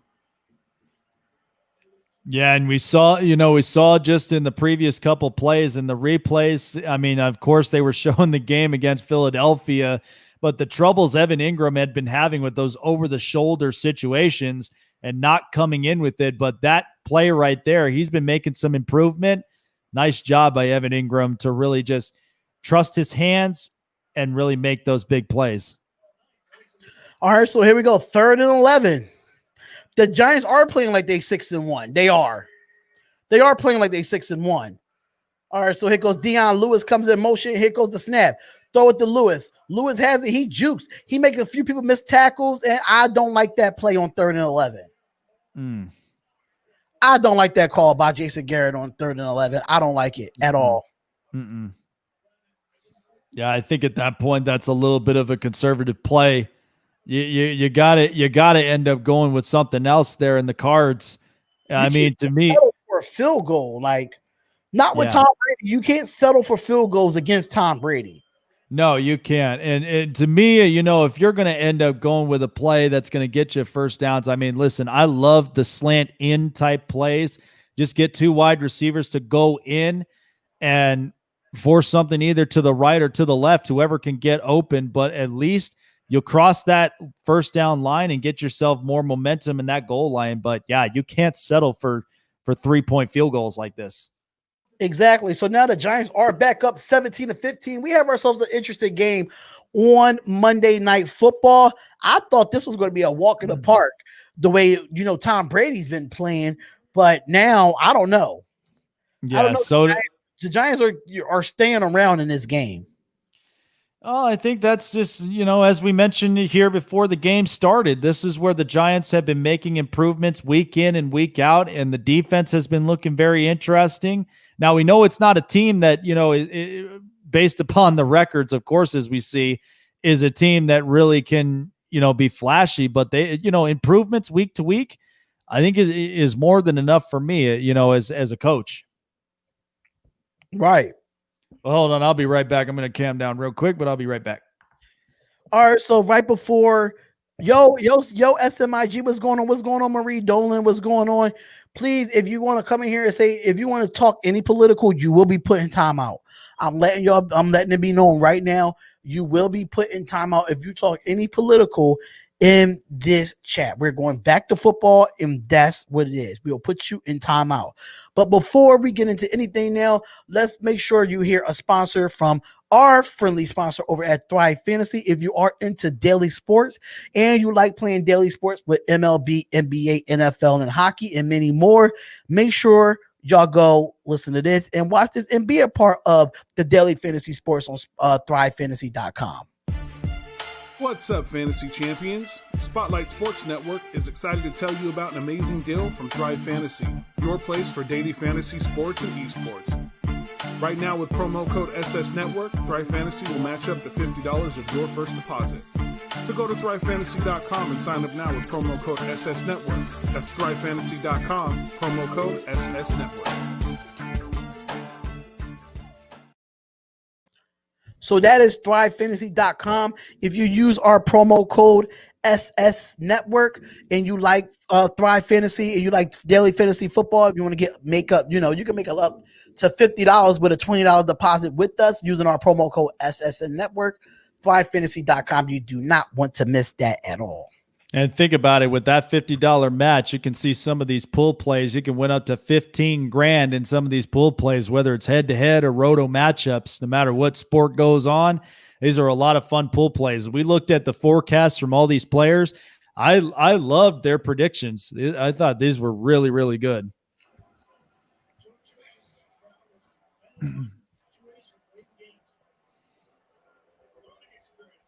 All right, so here we go. Here goes the kickoff, and there's 15 seconds left in this third quarter. And here goes the receiving team, which is the Buccaneers. He gets up to the 30, and he gets up to like the 33-yard line. And that's going to be Buccaneers football, and we're going to see 1st and 10. So next Monday night. Oh, man, are you serious? Cam Newton versus Sam Darnold. The Patriots and Jets on Monday night next week? I think that's a walk in the park for the New England Patriots. But yeah, a Monday night game like that. Oh, I don't know if I want to do that game. I don't know. All right, here we go. And that's going to be a loss of yards there. Good tackle by number 91 on the New York Giants there. So that's going to be the end of the third quarter, ladies and gentlemen. And we are in the fourth quarter with the Giants up 2 against the Tampa Bay Buccaneers. Wow, y'all. Who would ever thought the Giants would be up against the Tampa Bay Buccaneers going into the fourth quarter? Well, we're going to find out exactly who's going to be the bigger team here in this fourth quarter. I mean, listen, you'd be up by 2 points, but I mean, I really would have felt comfortable if it was a 10 or at least a 12-point lead for the Giants, but being up by 2, anything can happen up to this point. In the last quarter of play, Tom's been no stranger when it comes to that, but we'll see what happens here in this next quarter of play.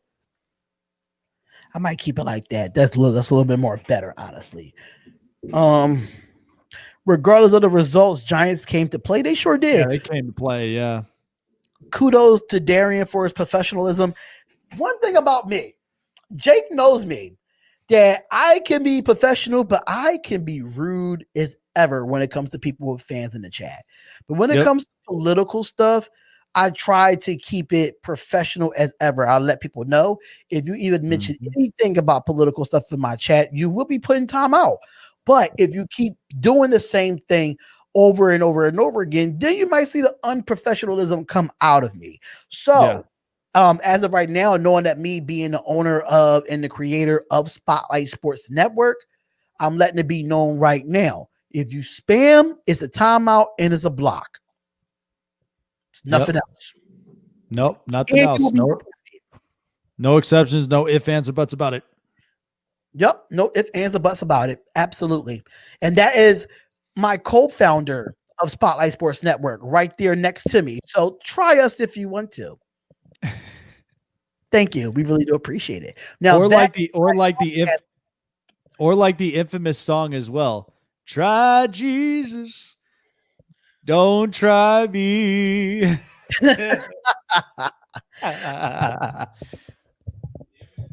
What's going on? Hey, Marcus J, what's going on? What's up, Marcus J? What's going on, my guy? So right now it's 15-17. Giants are up, man. Sorry, I had to kick my darn leg. I kicked my leg by accident on my desk. Ooh, trying to make an adjustment. My bad. Listen, I'm old. Yeah, when body parts start to crack, yeah. Oh yeah. Your body's gonna tell you. It's gonna give you an indicator. Right. Here we go. 2nd and 10. And here goes Brady. Brady looks and he goes deep down the field, and that is incomplete. That is incomplete. Number 27 with the deflection.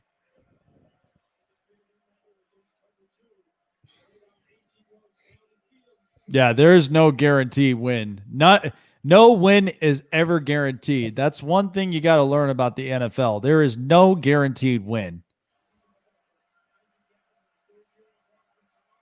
Unless you're playing the Jets.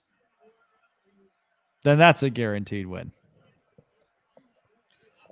So moderators, if you want to keep putting Joe Mo in timeout, y'all can still do that because I put him in timeout for 300 seconds, which is 5 minutes. So if y'all do want to keep putting him in timeout, he can stay in there longer. And the Giants will sack Tom Brady as well. Uh-oh.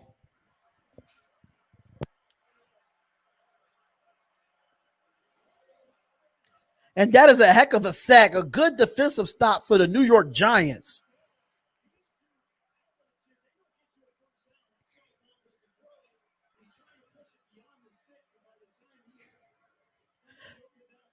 Yeah, Giants defense has what's Derek Carr's stats? I don't know his stats as far as what is what you're saying. Well, I think I could look that up for you. And here goes the punt, and the Buccaneers will punt the ball back to the Giants. And while it gets a weak bounce, so it goes for their own 42-yard line. So it will be Giants ball with good field position. So Derek Carr's stats so far, he's already throwing 71 completions with 14 touchdowns, 2 interceptions, and he's already thrown for 1,800 passing yards. So, hey, listen, Raider Nation, because I know that there have been selective ones that don't believe that Carr can really get the job done. Listen, these numbers don't lie, but even the performances that he has been putting on, they don't lie either. All it is it's a team effort. It's a team effort from here on out. Carr can play. That's what I can say respectfully. Carr can play. Numbers don't lie. His completion percentage is right up there. Numbers don't lie. Mm-hmm. We're not going to get like Carr is not a Patrick Mahomes. He's not a Lamar Jackson type of quarterback. No, but he's good enough that he's good enough to get job done. I mean, think of it this way. So even a preview of it, you had Derek Carr's stats right there. Justin Herbert, 1,800 passing yards, 67 completion percentage, 15 touchdowns, and 5 picks. That's going to be an interesting preview for next week. Mm-hmm. Isabella said, always support my QB and always have. Same here. Because all QBs ain't perfect. All QBs are not perfect. Yeah, they're not perfect. But you know what? This is the one thing. This is what separates the boys from the men. I think of it this way, even when it comes to relationships or even business partnerships. There are going to be some situations and some forks on the road. No situation is ever perfect. But when you get the right quarterback, the quarterback who's the face of this franchise, that you know some of the difficulties and the struggles, but if you continue to keep your composure, work your way downfield, get a couple first downs and get some scores and take control of the game, that's what makes you a special quarterback. I mean, Derek Carr, the one thing I could say about it, there's no other quarterback outside of Tom Brady that I know that has been clutch in fourth quarters. He's been known over the years to have clutch plays in fourth quarters. That's the one that I'd say he's special from that. And even with Justin Herbert, his specialty is he's got a rocket arm. It may not be as finesse as Patrick Mahomes, but he's smart enough of when to and when not to throw it. All right, so I am going to rebuttal off that, but just give me a second here because we are at 1st and 10 for the Giants here. And here goes Daniel Jones in a shotgun. And they hand it off to Gallman. And Gallman runs for about very close to midfield. And it's going to be 2nd down. Yeah, Derek Carr he could be a Hall of Famer in this league. You see Hall of Famers that don't win Super Bowls. So technically you don't have to win a Super Bowl to be a Hall of Famer. It solidifies that you are a Super Bowl champion. It solidifies your Hall of Fame status. But if your numbers don't lie and you still don't win a Super Bowl, you still can be considered a Hall of Famer.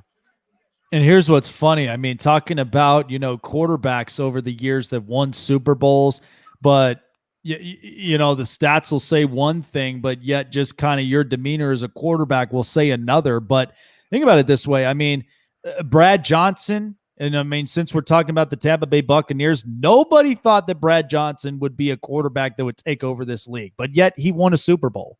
He won a Super Bowl with Bucs, and that was unfortunate. Sorry, Raider Nation. I had to bring that up. But look at two with the Giants, Jeff Hostetler in that one Super Bowl with the Giants. He didn't have interesting numbers, but yet won a Super Bowl. And for as close as it was against the Bills, that was an interesting Super Bowl.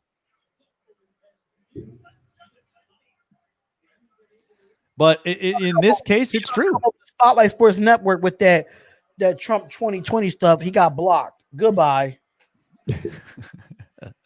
Oh, and that's the 1st down for the Giants. What a heck of a catch. Golden Tate with the catch, and that's going to be a flag on the play afterwards. So what's the flag on there?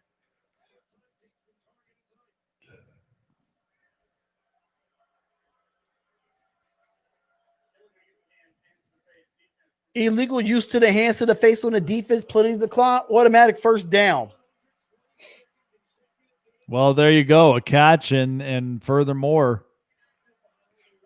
And Golden Tate, that's his first time being targeted all night. I don't understand how you don't get this man involved. Yeah, it's interesting. Been quiet all game long until you get to the 4th quarter. So I'm sure there's an explanation for that. But, with Darius Slayton and Evan Ingram that he's been utilizing all night long and even a little of Sterling Shepard, I'm very surprised Golden Tate didn't get more opportunities and targets. I just don't understand how the Giants are competitive in this game and the Raiders could not be competitive at home. I'm still mind boggled about this. Where this game is at right now at 17-15 in the 4th quarter, and the Raiders couldn't do it. I am lost for words right now. I really am. You and I with our teams, man, the Raiders and the Chargers, they couldn't even get it done. I'm completely lost about this too. And the fact that no matter how many times Justin Herbert has been competing, it's just been the defense just could not get it done against Tampa Bay. That was the unfortunate. Sean Murphy's with an interception. Daniel Jones, just take the sack, bro. Jeez. Another interception by Daniel Jones. Just take the sack, bro. Live another down. And this was literally just about the same as it was in that last interception that he threw. Pressure coming onto him and Jersey getting pulled. This is almost about the same similar result. I don't understand Daniel Jones' narrative there. I really don't. If you're getting sacked and you know you're going down to the ground, please just take the sack down. Yeah, just take it. All right. Yeah, because even at the end of it, he just threw right there, right behind Golden Tate at that point. And that's not a real good execution by Daniel Jones.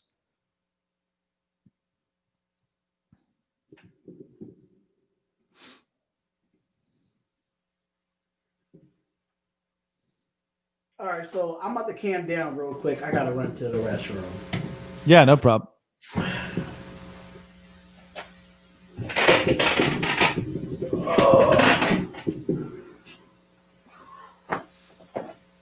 But while we're here up on commercial break, here is at least a couple of shows that you could check out here on the Spotlight Sports Network, including one of them that's got you covered on all wrestling shows: NXT, AEW, SmackDown, and Monday Night Raw. Since it is Monday night, definitely check out MALCGOOLIE and the Ghoulie Zone here on the Spotlight Sports Network. Take a look.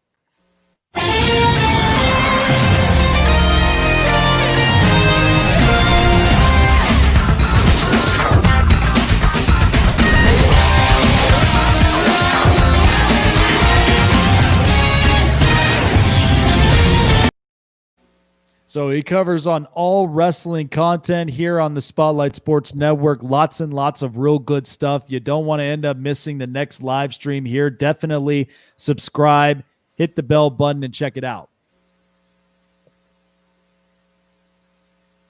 Yeah, Daniel Jones right now is just starting to get pressurized. It's not looking good at all.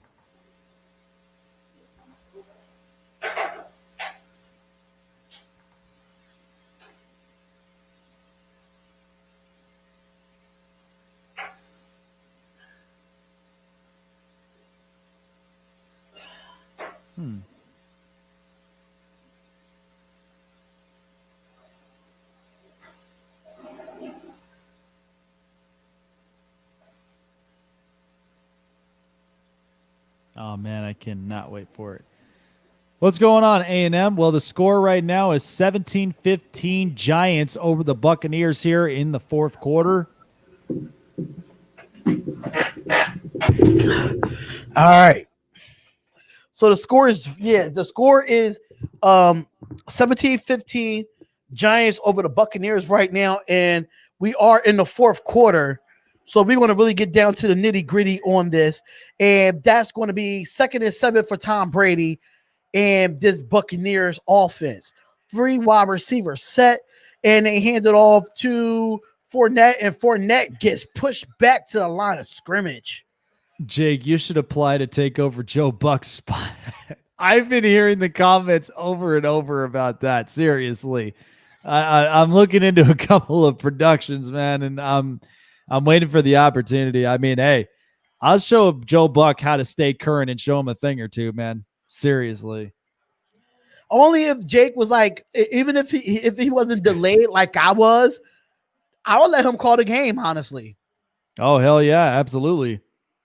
And 3rd and 4, and here goes Tom Brady, and he looks, he throws, and it's caught, and that's going to be a first down for Mickens, the former Raider that plays for the Tampa Bay Buccaneers. Mickens gets the first down, and Tom Brady is trying to get this team to get into, scoring range so they can get back in the lead for this game. Yeah, you got to take advantage of that interception right there. And, I mean, the defense did the job, and so now it's just handing it off to Tom Brady in this offense. And we know that there have been a bunch of struggles with this team But this is now where, Tom Brady's really got to move them downfield, but everybody else got to get on the same page. And so we'll see what happens with this offense. But this is the perfect opportunity. This is laying it right here on the plate for you. Absolutely, yeah. So there's gonna be a flag on the play, but they running it to Fournette. Come on, Tom Brady. I need you to get in like the 30-point mark. I need you to get like 2 more touchdowns. The way I'm losing this game.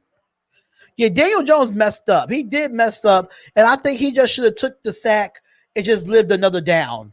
And now Daniel Jones, with Daniel Jones, that's his 9th interception already this season. That's the 3rd most in the NFL already this year. That's crazy. So 1st and 20. Here goes Brady. Brady looks, he throws, and it's caught. It is caught by Johnson, and that's going like it's going to be a first down.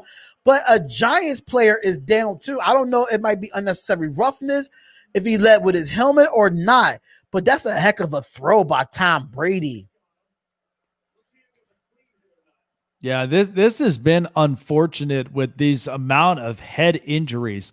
And I think this is something that the NFL is really starting to crack down on because, and we're all about player safety here for the NFL. But at the same time, you're getting a lot more players starting to lead with the helmet rather than just going old school, throwing the shoulder. But this has just been, this is one that I think the NFL and their player safety really just got to step up and improve on. This is not good to see when you're seeing this in these last couple of weeks.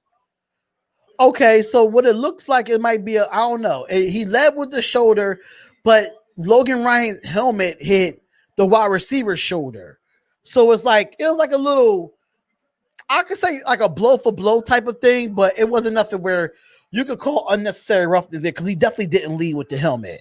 Right, yeah. Just basically unnecessary roughness, not somewhere to the point where he's leading with that helmet. I mean, either way, still it was a good, say what you want to about the penalty, but still, I'll take those types of hits rather than something leading with the helmet. Right. That's in my opinion with that. Right. So here we go. 1st and 10, 9:14. They trying to reset the game clock, and for some reason the game clock is not working. So they wait for the game clock to be reset it as we speak.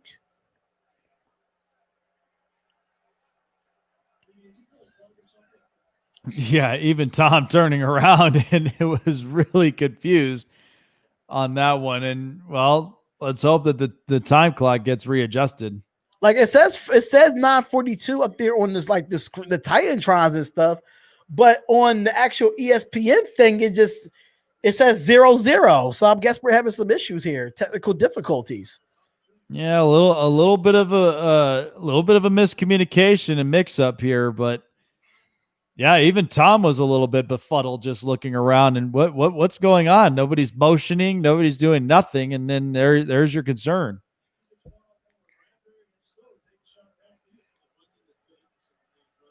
But you know what? It's interesting, even with these technical difficulties, this almost serves as like a free pass, free timeout.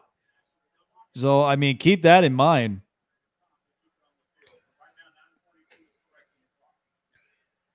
All right, so 9:42 is correct on the clock. For some reason, I think the play clock is something's wrong with it on ESPN side. I don't know. What's next?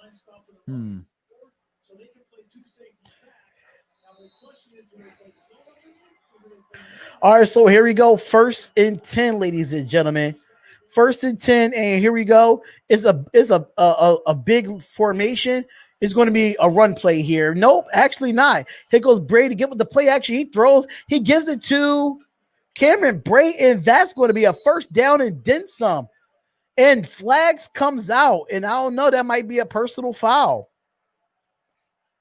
Yeah, there we go. Like we talked about, the tight ends getting a little bit of some targets and thrown to him. And now Cameron Brate, we didn't see too much of him all throughout this game, but now after seeing Gronkowski, Cameron Brate's getting himself involved. I don't know if that was the use of helmet, but I definitely need to replay that.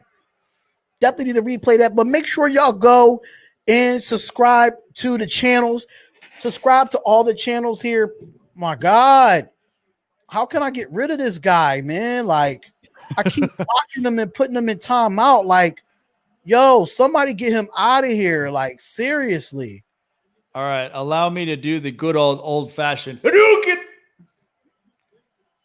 Just Hadouken himself out of here.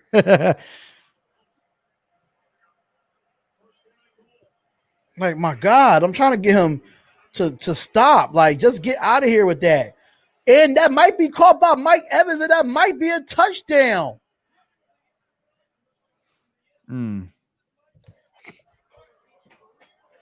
All this Joe Mo shenanigans. Now it's You said that was such a terrible call. I really couldn't tell because I'm trying to get these people for coming in here talking about Trump 2020 and all that stuff. But that's a heck of a catch. I don't know. I mean, I saw that. I saw he was trying to go down low, but apparently the angle of it was right there on the head. Yeah, well, both of them I think lowered their heads, and they just ended up making contact. That's just the unfortunate part. I really can't speak on it because I didn't see it. So I really can't speak on it because y'all know how I feel about illegal hits. Y'all know how I feel about it. But at the end of the day, this is Daniel Jones' fault at the end of the day. Yeah, this was the reason why they scored, because he threw the pick where he just could have lived for another down. Well, that's a turnover that should have never happened initially, and that was just one that, again, in a situation, which risk would you rather take? Would you rather take the sack, or would you rather, throw the ball and hope for the receiver? Yeah, absolutely. So would I. But, that's kind of something that Daniel Jones now is going to be looking back at. And I know with 9 minutes and 2 seconds in this game, now it's just it's an interesting game. It's an interesting turn of events. But this is where the Giants now really got to straighten themselves up. Right. But yeah, no, that hit earlier. I mean, look, the receiver was diving forward. But I think the unfortunate part was just the defender. The defender, I don't understand. He probably should have just bodied up just by the way that it was, just to avoid it. But still, like, the defender was really trying to go for the lower half of the body. And I think that's what got him crossed up to where it was helmet to helmet. And I can't really look at it because I still have this guy, Joe Mo, in the chat. Like, he's still coming in talking about this political stuff. So I couldn't even look at it. I had to put this guy in timeout, and I couldn't even look at the play. I heard the play. I heard the hit, but I could not see the play because I was focusing on my chat as well. But hey, that's what you got me for. That's what you got me for, just breaking down that whole situation. Right. That's why. Right. So I love the fact that you did that, bro. But like, I wish I could have saw it to see it from my 2 eyes as well. No, I feel it. I just can't wait for this election stuff to be over. I'm so sick of it. So am I. I am so sick of it. But make sure y'all hit the like button and subscribe to the channel, y'all.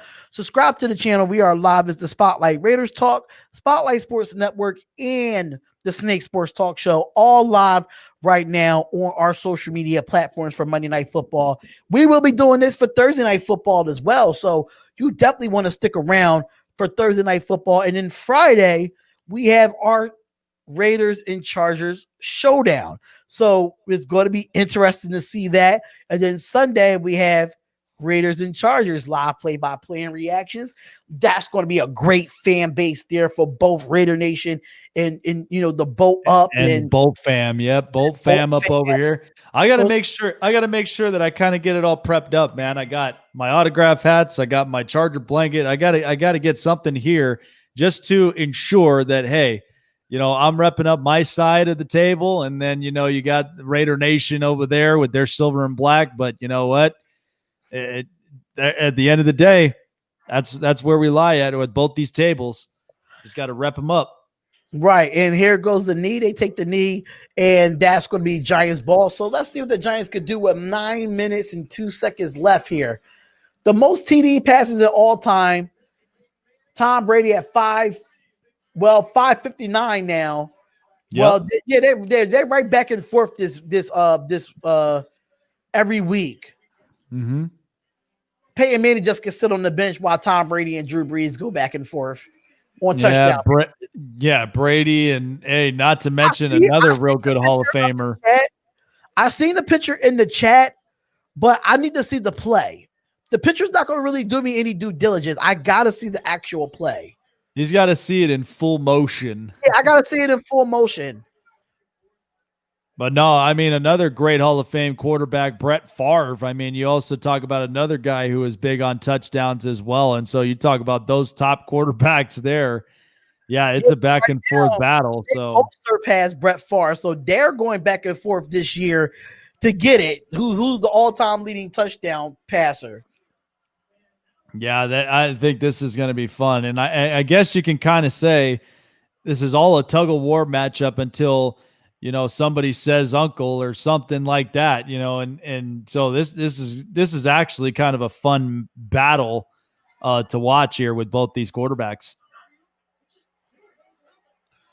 All right, so it goes Daniel Jones. Daniel Jones steps up in the pocket and he gets sacked. Yeah, your back's starting to get to you too as well, I see. It's actually more of just my chest right up over here. My back's fine, but it's just I was feeling a little bit on my chest. I was like, it was weird.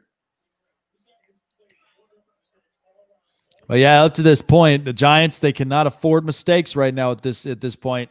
Right, they can't afford mistakes right now. So it's 3rd and 7. And talk about the Giants, 5 losses this season by 10 points or fewer. Well, yep. I guess I can't really feel bad as much as I am right now. All right, here goes Daniel Jones. He throws. He gets it on. Why would you throw short on a 3rd and 7? You're trying to win the game. Conservative play. It never fails. I mean, I do want the Bucs to win because if you look at our weekly pick'em, like I do need the Bucs to win. Yeah. Honestly. Oh yeah. Same.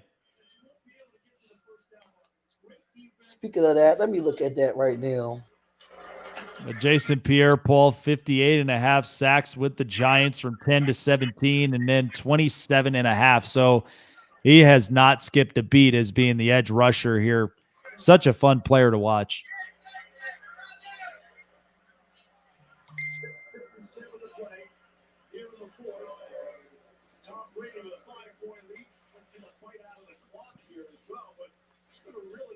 All right, the video's up in the chat. Yeah, you just sent that up there. All right.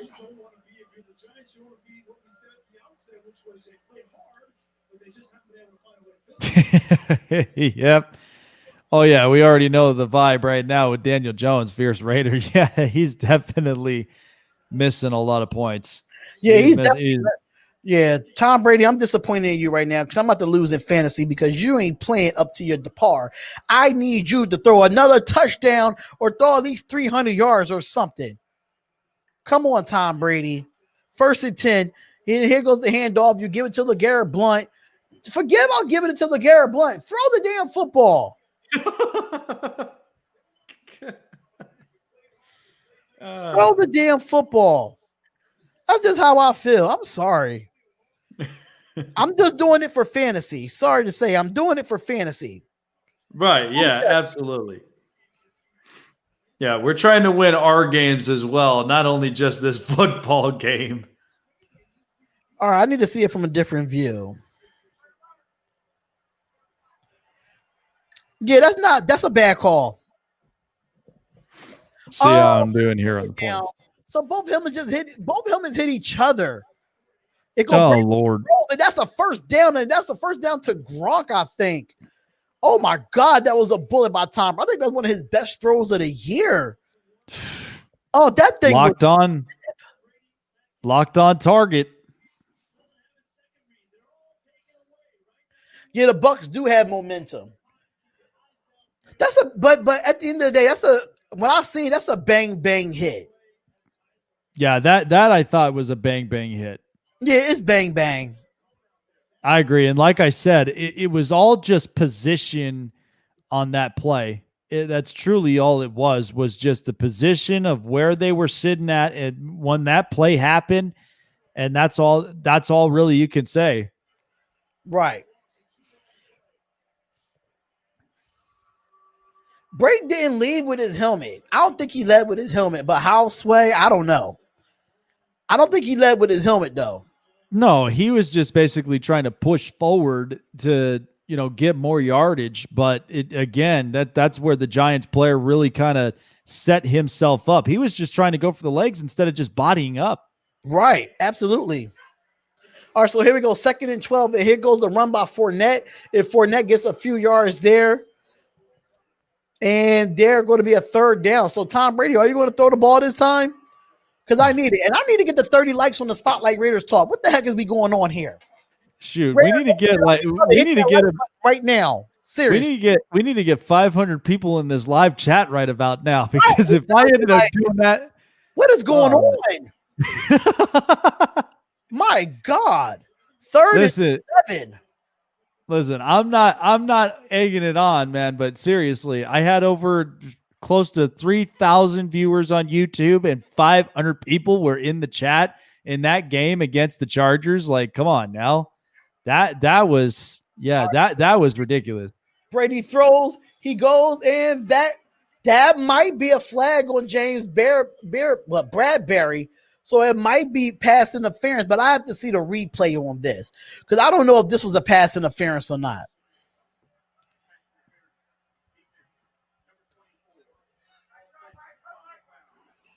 Automatic 1st down. All right, I need 2 more likes, mofos. I need 2 more likes. All right, here goes Bradbury. Man, I can tell you, I saw that flag get thrown. That flag was thrown further than the football even did. No, man. That's back and forth. That could have went either way. Yeah, that could have went either or. That could have went either or. All right, so here we go. Here goes the handoff to Fournette. They're stopping the run game. Jake, 206 subs. Yeah. And the Giants will call a timeout, or the Bucs will call a timeout. Oh, Giants calls timeout. I don't think that's a BS call. I think that's a 50-50 call. That was 50-50. BS call. I mean, as a Raiders fan, I might would have said it was a BS call, but being a realistic analyst and watching a replay of that, it's a bang call. That is a bang call. Not bang, but it's a 50-50 call that you could have called offensive pass interference or defensive pass interference. Right. It could have gone either. It could have gone either or at that point. You said, as a Giants fan, I'm just sad. Eli sad. If the Giants lose this game, they play competitive. I can't lie. If the Giants lose this game, they play competitive. Knowing they're winning 7, but they was competitive, man. I'll be proud. Yeah, this was a competitive style of play for sure. All right, here goes Brady with the pitch. He gives it to Fournette. Fournette has it. He runs, and he gets the 1st down, if I'm not mistaken. All right, so we have 31 likes. There we go. Can we get the 40? Troxel seriously is live streaming in his Big Ben jersey. Are you serious? Yeah, if Troxel is hell, killing the game over there, man.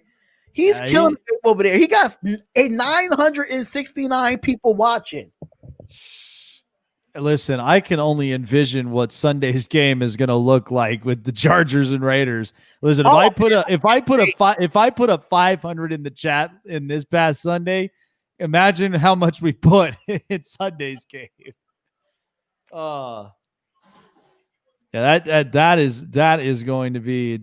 Yeah, that is going to be a lot of fun to watch, and that's going to be ridiculous. If I don't get to 500 subscribers by the end of that Sunday, that's going to be crazy. All right, so here we go, 3rd and 1, and they run the ball with Fournette, and the Giants, and he does not get there. Wow.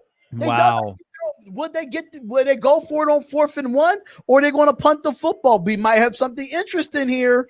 Hold up now.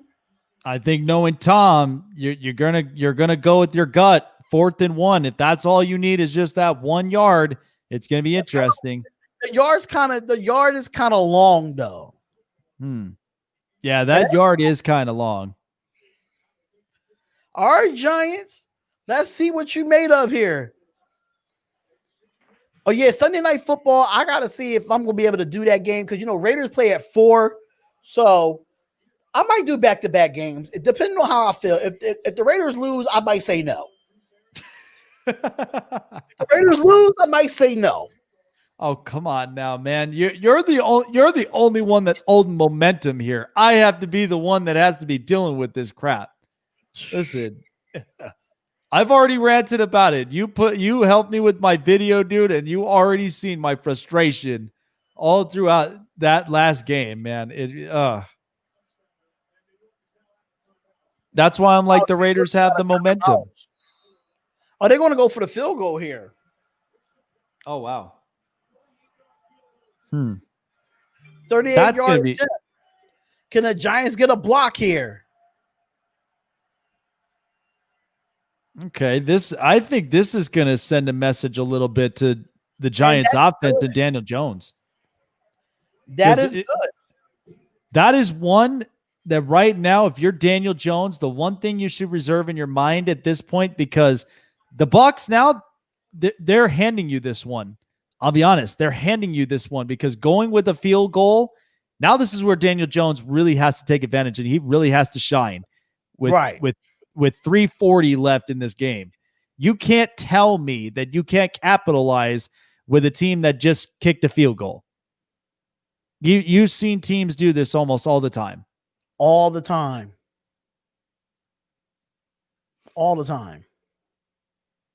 But man, looking at how they're utilizing everybody here on the Tampa Bay Buccaneers and seeing, Gronkowski, whether he's blocking or he's catching, and you're also seeing Leonard Fournette as well, busting through lines, really utilizing him. So this is why I mentioned, I know I don't want to mention so much of Antonio Brown, but everybody in this offense for Tampa Bay, that's why this roster is so deep, because everybody's going to come in, do an assignment, and they're just going to keep refreshing it. It's almost like when you watch hockey, when you got shifts in hockey and you got all these lines.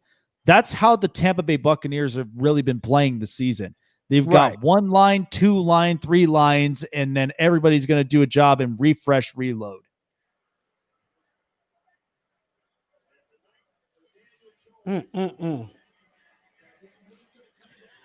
All right, so let's go. Make sure y'all subscribe to the Spotlight Sports Network. If y'all have not subscribed, then what are you doing? What are you wasting your time for? Make sure you subscribe to the Spotlight Sports Network. The goal is get to 1K over there. I'm trying to get to 4K on my Spotlight Raiders talk. Jake, we're trying to get him to 300 subscribers, man. 300 is the goal. Not even 300. Let's make it bigger. Let's go 350 at least. 250. Yeah, we'll go to at least a 3. Yeah, something of that nature. Hell yeah, double down upon it. 350 at least. Let's 350 at least, man. At least. 2nd and 10.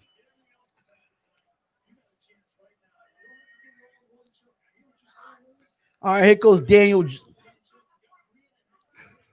Here goes the audible.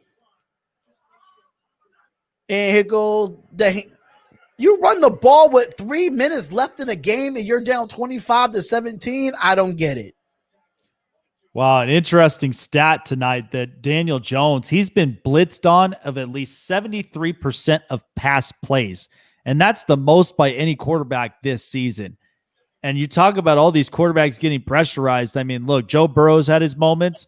Baker Mayfield, Derek Carr, and so many of these guys have had their moments. But Daniel Jones has been blitzed and pressurized 73% of the time. And that's one that the offensive line is continuing to build and continuing to reshape themselves. But, that's where they really got to lower down these pressures. Right. So 4th and 5. So it's 4 down territory for the New York Giants. They got to score quickly, though. I don't know what's the holdup here. What is taking them so long to get to the line? Like, I don't understand why it's taking them so long. Nonchalant play, apparently. That's what it's looking like from this end. I'm just as questionable about the sense of urgency with this team. Right. I mean, Daniel Jones, if you just don't, it is caught. It is going to be caught on a 4th and 5, and that's going to be a first down. First down. Wait a okay. All right. That's a good play. A little casual urgency, and it pays off for Daniel Jones.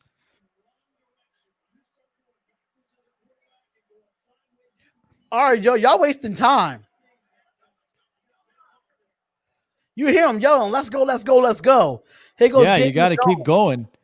At this point, the Giants, you've got no touchdowns, right? You got no timeouts right now, and you really got to now start utilizing whether you got to end up passing the ball or you got to spike it down, because you got to use that 2-minute warning as your one timeout of possession. And so that's where the Giants really need to start kicking things up, kick it up a notch, play a little bit more urgency, but be smart on these plays.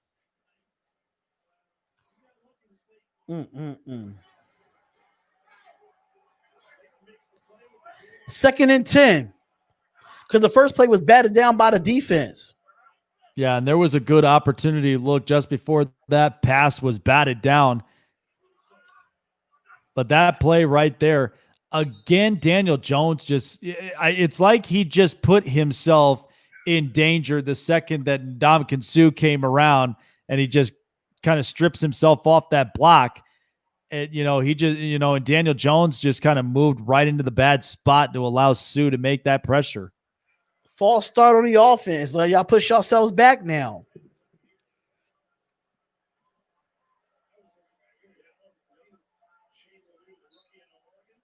Oh, the rookie got the false start. All right, so 2nd and 15 with 2:07.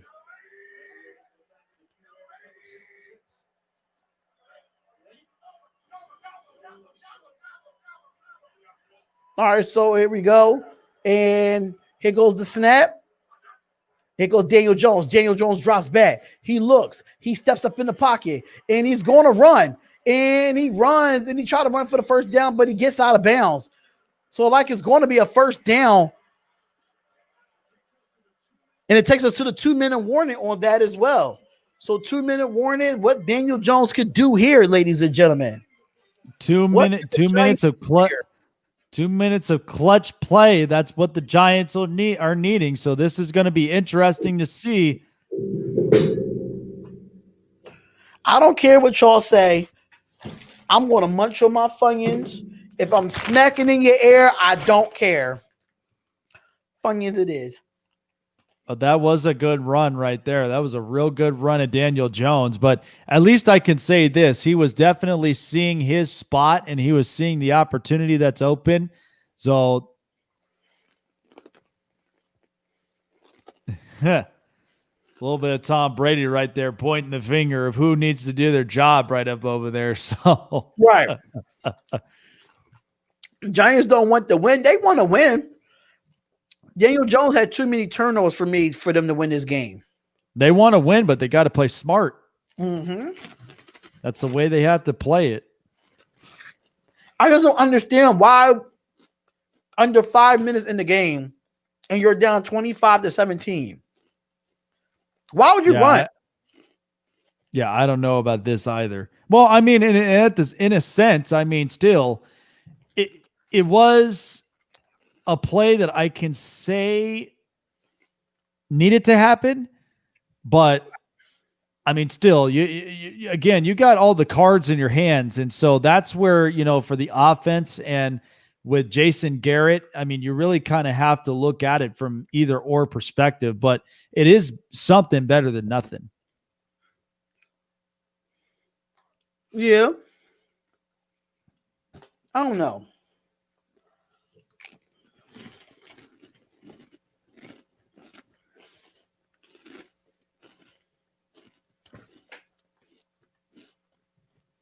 I'm sorry that I'm eating my Funyuns while I'm on this live. I don't care. Well, I couldn't stop looking at them. I'm sorry. It's 2 minutes of crunch time at this point. Right. 2 minutes of crunch time. Absolutely. This has not been a bad Monday Night Football game, though. No, it actually hasn't. This was actually pretty productive. Not so bad. It's better than the Sunday night game. I could say that much. Oh Lord, this is probably better than the last Monday night I did with the Cardinals and the Cowboys. It was excruciating. Made me want to gouge my eyes out already. First bait. Here goes Daniel Jones. Daniel Jones throws, and that's almost picked off. 2nd and 10, and the clock stops with 1:56 left.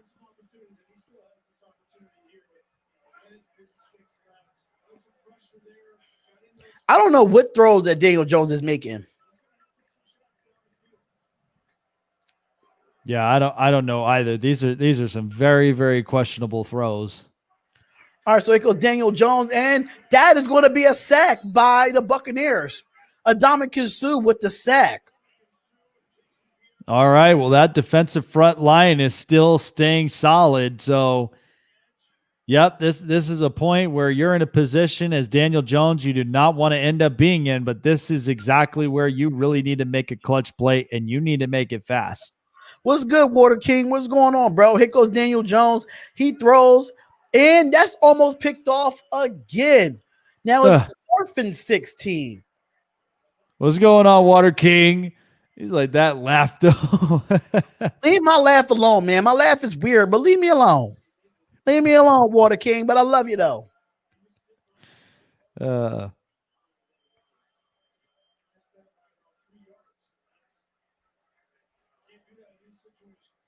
4th and 16. This is the game right here, Daniel Jones. What you going to do?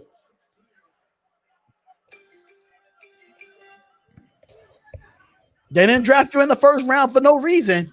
No, that's true. They didn't end up taking that risk. Jones, he's trying to extend the play. He looks, he throws, and he gets it on a 4th and 16. And that would be a first down. And Daniel Jones in his office got to run up and try to spike the ball with 1:10 and counting.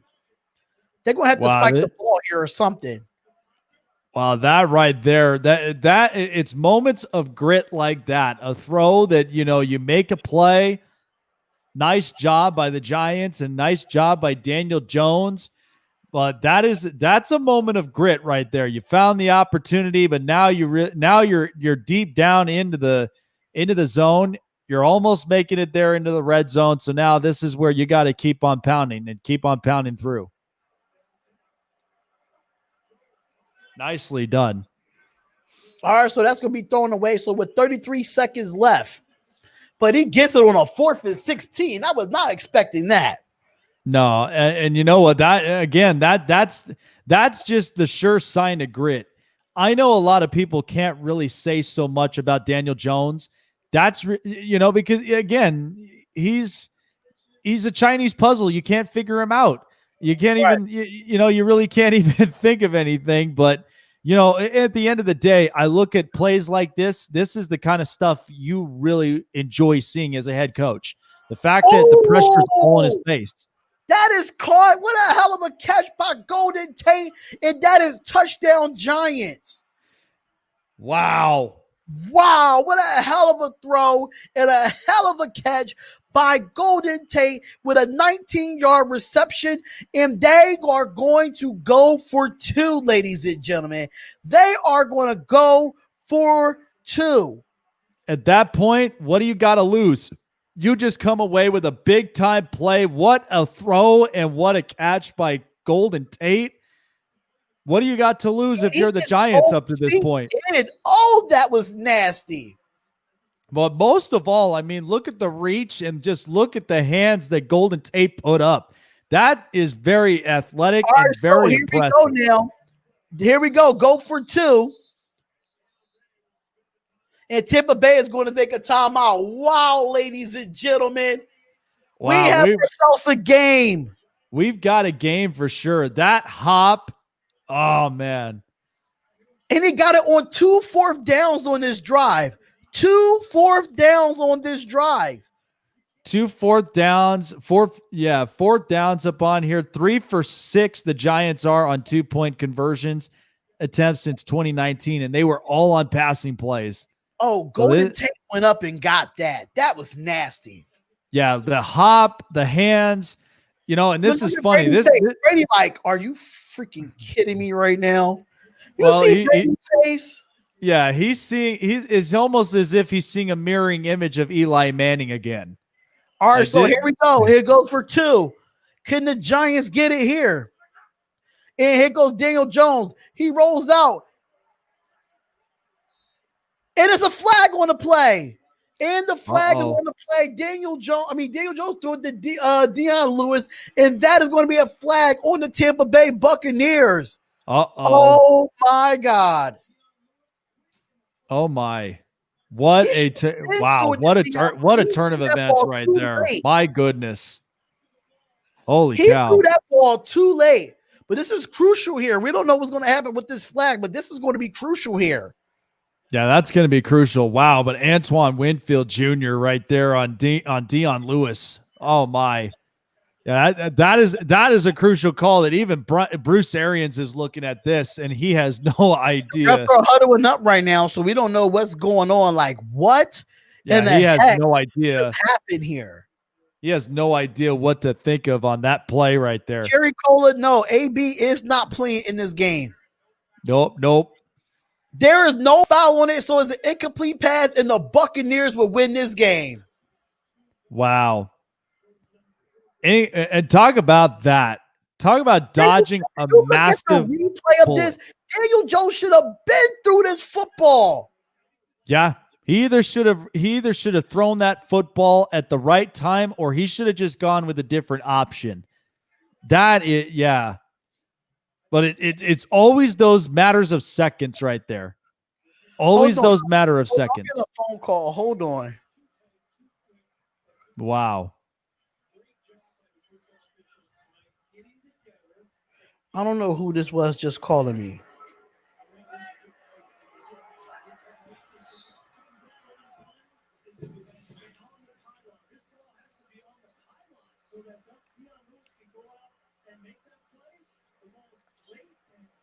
I'm going to call you right back. I'm doing this game, okay? I'm going to call you. My phone about to die, and I got to find my charger. All right, hurry. Told you my phone was about to die. My cousin didn't want to listen to me. Told you my phone was about to die. Man, talk about that, though. That was a crucial play. That was a big-time crucial play. I think that could have been a PI, too. I think that could have been a PI, because think about it this way. Look at the position Antoine Winfield's arm is. It's right there on the hands, and it's kind of pushing it away. So that's something that could be either or. I don't know what to think about that call, but that is wasn't no boot thing. That was my cousin calling me. That is just something that's interesting right there. And that look on that should have been a PI. In my opinion, at the same time, Daniel Jones threw that ball too late. Yeah, he threw it too late. He definitely threw it too late. Right now, the game is not over. If you see the score, y'all see the score at the bottom. It says 25-23. Yep, right there up on the boarding. But now at this point, the Giants are going to go for an onside kick. But yeah, that's going to be something that's just going to be replayed over and over again. Yes, it is. Daniel Jones waited too long to throw that ball. That could have been the 2-point conversion. If he would have threw that ball early, it wouldn't have been no pass interference. It wouldn't have been no pass interference. That y'all can say what y'all want to say when it comes to the refs beating the Giants. I disagree. Daniel Jones threw that ball too late.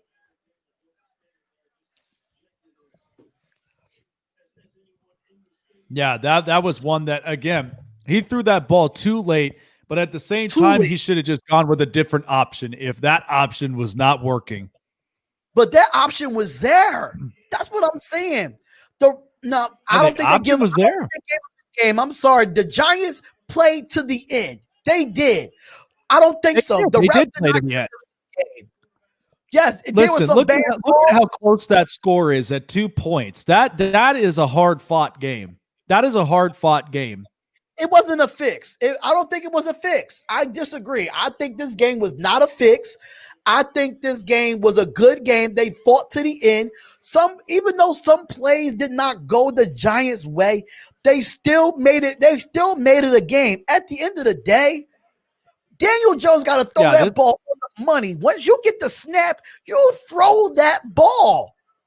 Yeah, you throw the ball, but at the same time, you got to throw the ball at the right time and in the right position. I mean, this is kind of something that I don't believe this game was so scripted. I don't believe that. I think that at the end of the day, the Giants, how mediocre that the game was going, this was one that was really interesting. But Daniel Jones, after all those fourth down conversions to lead up to that point after a score, is one that he should have just, again, had plenty of options. He should have gone differently, or he should have just thrown it right there at the right precise time rather than hold it for so long and now forced yourself a mistake.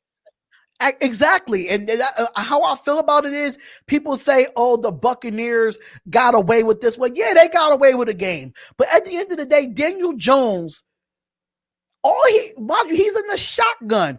All you got to do, and knowing I'm an offensive coordinator. With those type of routes, you cannot wait because the corner's going to catch up on it. He was wide open.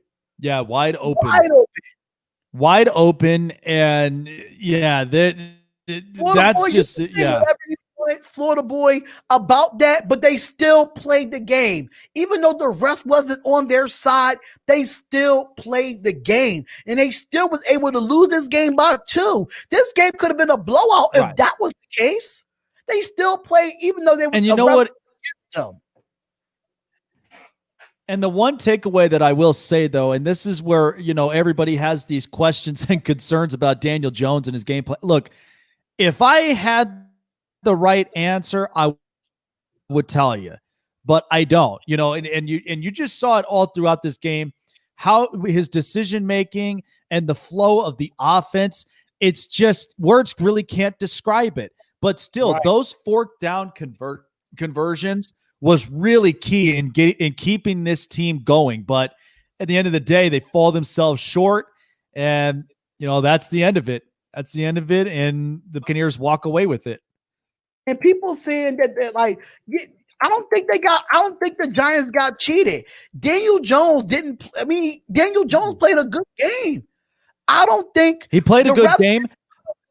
Y'all keep saying the refs and all this because of Tom Brady. Daniel Jones had the person wide open. They played against the refs and it was still this game. Like, I don't understand what people are commenting. Regardless of the refs, remind you, these were positions that the Giants themselves put themselves in. They put themselves in these positions. This is where they really should have stepped it up a little further in the second half, because that's where I mentioned the defense and Todd Bowles was going to reshape coming out of halftime, and they were going to play hard. But Daniel Jones needed to take those opportunities. And I will say, he took them way too late, to the point of this is where the final outcome goes. If you had done this in the third quarter leading up to the fourth, completely different story. But at the end of the day, that's just kind of where we stand with that with the Giants. Sanchez, you got to understand, nobody was going to jump that route. Deion Lewis was wide open, and Winfield wasn't even there until Daniel Jones threw the ball. As a quarterback, you got to look like all night in the first half. If you look at the first half of this game, how quickly the ball was coming out of Daniel Jones' hands. You could have kept with that philosophy because of the fact that it was working for you in the first half. Now, in those type of routes, you got to get the ball out as quickly as the corner gets to your receiver. Now, as a former offensive coordinator, I always taught my quarterbacks, if you ever get a route like that, you cannot wait 5 seconds to throw the ball. It got to be 2 seconds No. in release. No, you 2 can't. seconds. And even if you got to run yourself up out of the pocket and move at the same time as the receivers going in that corner just to open up a little bit more room, that's where you got to do that also. But yeah, you're absolutely, those 2 seconds of play are probably the most important situational plays. That is a game changer. It'll either work out for you in the end, or it's just one that is a missed opportunity. But the longer you take on it, that's where that window starts to close very fast. 3 plays before that, he almost threw an interception, but you got to give Daniel Jones his credit. On this drive alone, he got a 4th and 5 and a 4th and 16, and he threw a crucial touchdown to even have them be down 2. Daniel Jones is still a young quarterback, and I completely understand that. But in that instance, if you're going to run that route with a receiving running back like Dion Lewis, you need a quicker release. You need a quicker release. And that would have been the case, Sanchez. That would have been the case that he was nervous. And it was the big lights. And that could have been the case. I mean, think about it. I wish I could show the game right now. I wish I could show the game right now and show y'all the replay of this. Because he was wide open. Oh, my God, that man was wide open. And think about it this way. Of course, Daniel Jones. Oh, go ahead, Jake. Of course, Daniel Jones was going to be nervous. I mean, think about it. You're in a situation where pressure's all on your shoulders. You got no touchdown or no timeouts. You're trying to lead your team down into getting the touchdown, and they did so for sure. But he gets no credit for that? Are you serious right now? Oh, wow. He threw off his back foot where a player was in his face. What are you talking about? Wow. That 4th and 5 was Daniel Jones. He was backpedaling with a defender in his face, and he threw it for a 4th and 5. And then he rolled out. He converted on that. He converted on that 4th down. Come on now. Come on now, y'all. I don't know what y'all watching, but Daniel Jones had a hell of a drive. And then the catch from Golden Tate, what a hell of a catch. What a hell of a catch. I don't even care about it wouldn't have been no PI if it wouldn't have been a question about if it was a PI or not. If Daniel Jones would have got the ball out when it was needed. That's what y'all not getting. Look, I'm looking at the play right now. Daniel Jones, he comes in motion. If he throws that right there, Winfield has no chance. Mm-hmm.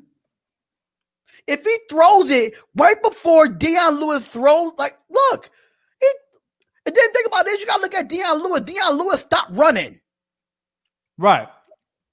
And see, that's the other double-edged sword right there, because with Dion Lewis stopped running, now it's like it's put it into a position where he would have had an easy chance of scoring that 2-point conversion, but now you make it so close to where the window's closing. Or you would have you would have threw it earlier and make Dion Lewis make the play to stretch to the pylon. Right. Basically make had the disadvantage all night. If you got it right. If you got to make a fade throw right to the corner, so be it. Because at least at the end, because I remember being taught that back up in high school is in situations like that, the second you've got that ball in your hands in that, just quick throw right on the corner and hope he's going to be there to make the play. Or you could have did the same thing to put Dion Lewis in motion for him to do that route and have Daniel Jones roll out to the same side. That's what you should have did. Yeah. Had him held out on the side. Yeah, had him roll out to the right, and it could have ran the same route with Dion Lewis, and it would have been a better throw. Exactly. Lewis think about this. I mean, right. If you get the ball out quicker before the pass interference, Dion Lewis would have made a play to get into the end zone. So it's so many multiple think scenarios. about it. Yeah.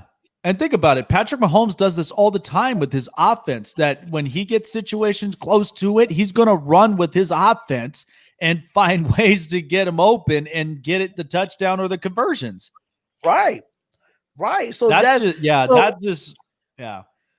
though that it would have been called a PI, at the same time, the throw is there. Yeah, the throw was there. That was the idea, but at the same time, it just did not get executed the way it should have.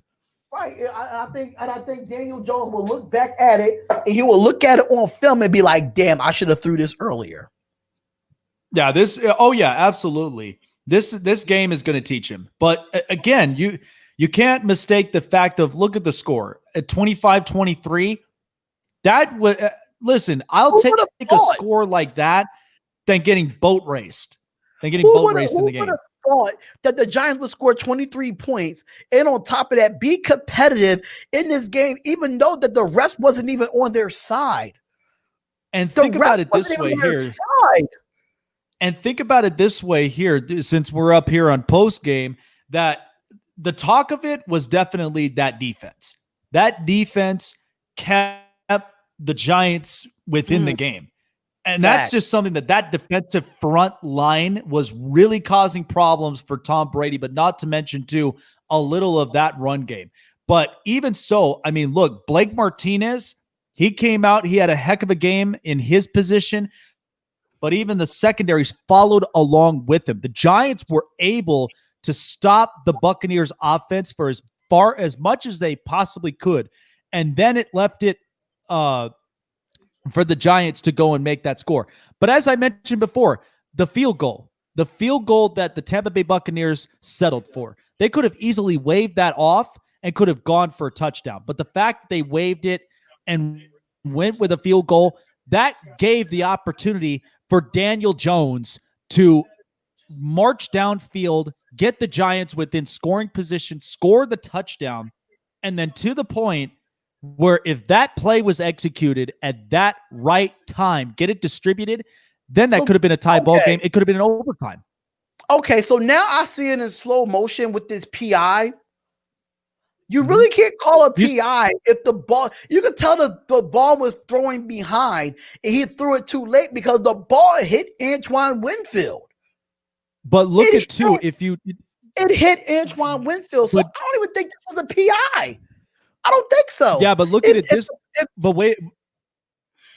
But I don't know. This way, did you see his arm? Did you see his arm on Dion Lewis's hands? That's the only way that I looked at it, because it looked like it was pushed down a little bit, and that's where I kind of thought that's questionable. If you look at the throw, you could tell that the throw was behind, and that's why their arms was together, because the ball was thrown behind. Winfield wasn't even looking for the ball. It hit his arm. Right. And see, Sanchez, that's what we meant. If he either ran along the side and ran with Dion Lewis to go and get himself open for the score and drag his feet in, it could have been converted. Or you should have just done a fade route and just trust the throw and trust that you're going to. If you're going to do a fade route like that, that means you got to put somebody one-on-one with Evan Ingram. That's the only way, because Slayton don't really have that type of ability to do a fade route. Golden Tate don't have that type of ability to do a fade route. So the only person that you really can do it with is Evan Ingram. But in that instance, I think Jason Garrett. And you're forgetting Sterling Shepard. Nah, Sterling Shepard, I don't think he can run that fade route. I don't think he can either. Evan Ingram is the tallest person out of that wide receiver core that could give you that 50-50 ball for the New York Giants. But in the same instance, Jason Garrett had the right play call for the 2-point conversion. Daniel Jones has held on to the ball too long. Like, when is there ever a time we ever said Jason Garrett had the right play call? Until tonight. For this type of opportunity. Until tonight. Okay. And you're talking about a former Dallas Cowboy coach that we don't even say that much about him. And that right there, he made the right call. Again, the execution just ended differently.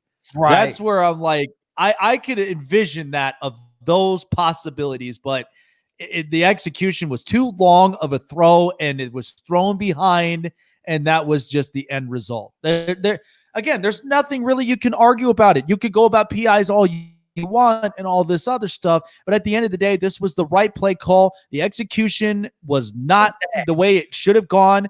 And that's it. But again, I'll take this type of score than getting boat raced. And let's say it was like a 35 to like 7 like games. Sunday night football, like last night's game.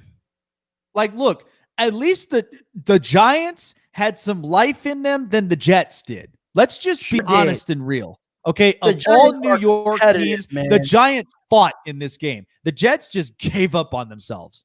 Like, yeah, they gave up. The Jets gave up, but the Giants, the way they played tonight, I don't think they are a 1-7 football team. I don't think they are. This is this is precisely what I mentioned. These were my takeaways in the game. The defensive front seven with Dexter Lawrence and everybody up front, they did their job. They put pressure on the line. They were stopping so much of the run, and they were providing pressure and blitzes on Tom Brady. 2, the secondaries played man-to-man coverages for as long as they possibly could. Even if you got a couple plays that slipped by you, they still managed to play well in trying to shut down all of the weapons that Tom Brady could throw. 3, the run game was actually very superb for the Giants. I was very surprised about that. Todd Bowles, you know this. Todd Bowles reshapes his defensive front line. That should have never even happened. And that's where the Giants were taking advantage of it. And without Saquon Barkley. So that's where it's the next man up in this point. And finally, for as mediocre as we all can say about Daniel Jones, 2 of those 4th down conversions, march downfield, get the touchdown. It was the right play call to going for 2. Just the execution was not on their side. It didn't end the way that they wanted it. And for as close of a game of 2-point margin, I can't be mad at that. As a Giants fan, I can't be mad at that. They fought hard. They played well, but the outcome was just not, it was not in their way. So that's the one thing that I could say, just take it away for the Giants. Absolutely. And we're going to end it off here because it is late on my end here, but I do want to thank everybody for tuning in to all of our lives on Facebook, YouTube, Twitter, Sportscaster, anywhere that you're watching this right now. Thank you so much for being in here. What a heck of a live stream that we was able to get done. You ready for Thursday night football, man? You think we can get this kind of game again? Hey, I'm ready for any type of football up to this point because now football is on the driver's seat. So I'm ready for Thursday night. I think it's going to be very interesting. But I do have the Patriots really just taking advantage of it. I mean, look, this should be Patriots free pass for Cam Newton. Night. So it's going to be for the next Monday night game. Yeah, I think that's going to be an interesting Thursday night game. So, yeah, I think the Boston, Packers hell yeah, man. Night, right? Yeah, the Packers are playing the Thursday night. That's right. The Packers at 49ers. Packers at 49ers on Thursday night.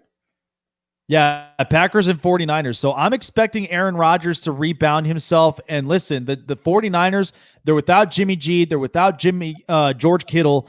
That's going to hurt a lot of their offense. So this is where the Packers really need to start taking advantage of it. So this is going to be an interesting game, but I'm hoping that Green Bay rebounds themselves well on the road. Absolutely. Thank y'all so much for being here. Make sure y'all comment, like, and subscribe to all the channels, which is Snake Sports Talk Show, Spotlight Raiders Talk, and Spotlight Sports Network. Follow us on Twitter at SL Sports Network, Instagram, SL Sports Network, Facebook, Spotlight Football Talk. On Facebook for Jake is Snake Sports Talk Show. So make sure y'all follow us on all social medias as you can. We will be back here Thursday night for Thursday Night Football with the Green Bay Packers versus the San Francisco 49ers. Both of us will be doing these games again on both of our channels and on the Spotlight Sports Network. Comment, like, and subscribe, and we're going to leave y'all with this sponsor from Thrive Fantasy right here. Anything else before we go? Well, I just got to say this. Dark Boston, shout out to you, my man. Bolt fam coming up into the clutch. Good game. Hope you get to 500 subscribers for the Bolts and Raiders game, bro. Can't wait. Let's go Bolts. So at least we got the Bolt fam up in the building, and we know we got Raider Nation up over there. So I cannot wait for Sunday. It's going to be fun. Shout out to the Raider Nation, man. Shout out to y'all. Y'all the most loyal fans in the world, in my opinion. Raider Nation is going to be a great game Sunday. We'll talk more about it, and we're going to leave y'all here with this from Thrive Fantasy. What's up, fantasy champions? Spotlight Sports Network is excited to tell you about an amazing deal from Thrive Fantasy, your place for daily fantasy sports and esports. Right now, with promo code SS Network, Thrive Fantasy will match up to $50 of your first deposit. So go to thrivefantasy.com